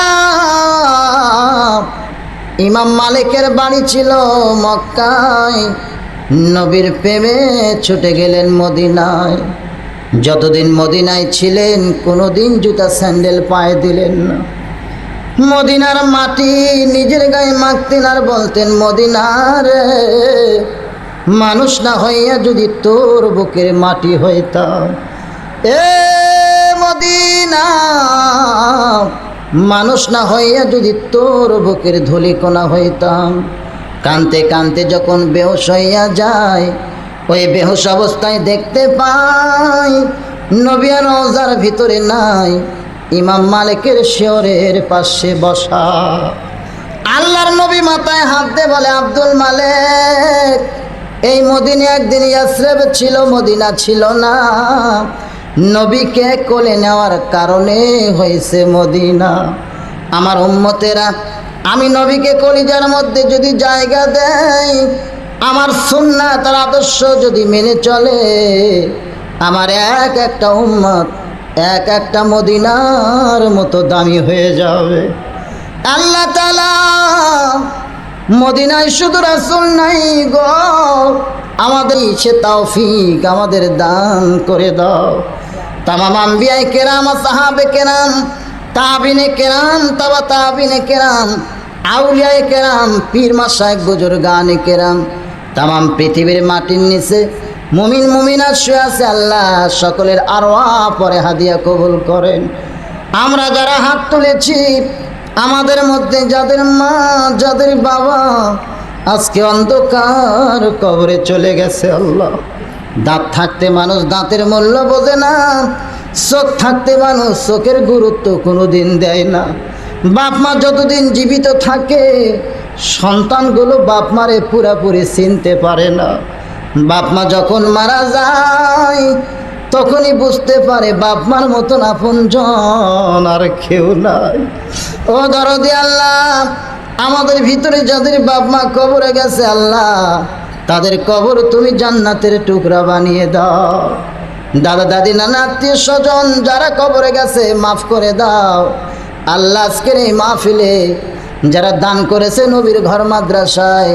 সকলের দানকে কবুল করে দানবীরের খাতায় নামটা লিখে কাল হাসরের কঠিন মুসিবত ওসমান গনির সঙ্গে জান্নাত দিয়া দাও আল্লাহ আমার মা বোনেরা পর্দার অন্তরালে বসে বসে ওয়াজ শুনেছে আল্লাহ পর্দা নিশা আবেদা সালেহা কবুল করে মা ফাতেমার সঙ্গে তাদের জান্নাত দিয়া দিও আল্লাহ এই মাহফিলে যত বান্দা তোমার হাত তুলেছে কার মনের কি কামনা কার মনের কি বাসনা সবই তুমি জানো আমি গুনাহগার কিছুই জানি না যার দোকান হাত পছন্দ হয় সেই দুই হাতের ওসিলায় আজকের দোয়া তুমি কবুল করে নাও আল্লাহ ও দরদি আল্লাহ কত মানুষের জানাজার নামাজ আমরা পড়েছি, এই জীবনে এই দুই হাতে কত কবরে আমরা মাটি দিয়েছি। একদিন আমরা সবাই মরে যাব বাবা। আরে আমরা কেউ দুনিয়াতে থাকবো না, একদিন মসজিদের খাটনি আমাদের বাড়ির আঙ্গিনায় চলে আসবে, বড়ই পাতার গরম পানি আমাদের দেহে ঢালবে, রঙিন কাপড় খসায়া সাদা কাপড়ের কাপড়ে চকলেটের মতন মোড়ায়া অন্ধকার কবরে আমাদের রেখে আসবে আল্লাহ। আমরা সবাই মরে যাব। যেদিন আমাদের মরণ হবে দিনটা যেন জুমার দিন হয় আল্লাহ। যে মাসে আমাদের মরণ হবে মাসটা যেন রমজান মাস হয়। রোজা থাকা অবস্থায় ইমানের সাথে ইজ্জতের সাথে এই দুনিয়া থেকে যেন বিদায় নিতে পারি। আল্লাহ আমাদের সবার জন্য কবুল করেন, গোটা বিশ্বের তামাম মুসলমানের প্রতি রহম করেন, আমাদের বাংলাদেশের প্রতি রহম করেন, অত্র এলাকার প্রতি রহম করেন। এই মাদ্রাসার মুহতামিম হুজুর সহ যত উস্তাদ তালবে ইলম যারা কোরআন পড়তেছে, হাদিস পড়তেছে আর যারা পড়াইতেছে, তাদের সবাইকে জান্নাতের জন্য কবুল করে কিয়ামত পর্যন্ত এই মাদ্রাসাকে অত্র এলাকার জন্য হেদায়েতের খুঁটি হিসাবে কবুল করে নিন আল্লাহ। আয় আল্লাহ তাআলা, তোমার এই নবীর ঘরকে যারা মহব্বত করে, যারা মহব্বত করে ছেলে দিয়া মাদ্রাসাকে জারি রাখছে, চালু রাখছে, তাদের সবাইকে ইমানে আমলে জান্নাতি কবুল করে নাও আল্লাহ। কবিরা সগীরা জাহিরি বাতুনি গুনাহ মাফ করে দাও। মরণ বেলায় আমাদের মুখের মধ্যে তুমি জারি রেখো লা ইলাহা ইল্লাল্লাহু মুহাম্মাদুর রাসূলুল্লাহ সাল্লাল্লাহু আলাইহি সাল্লাম। আসসালামু আলাইকুম ওয়া রাহমাতুল্লাহি ওয়া বারাকাতুহু।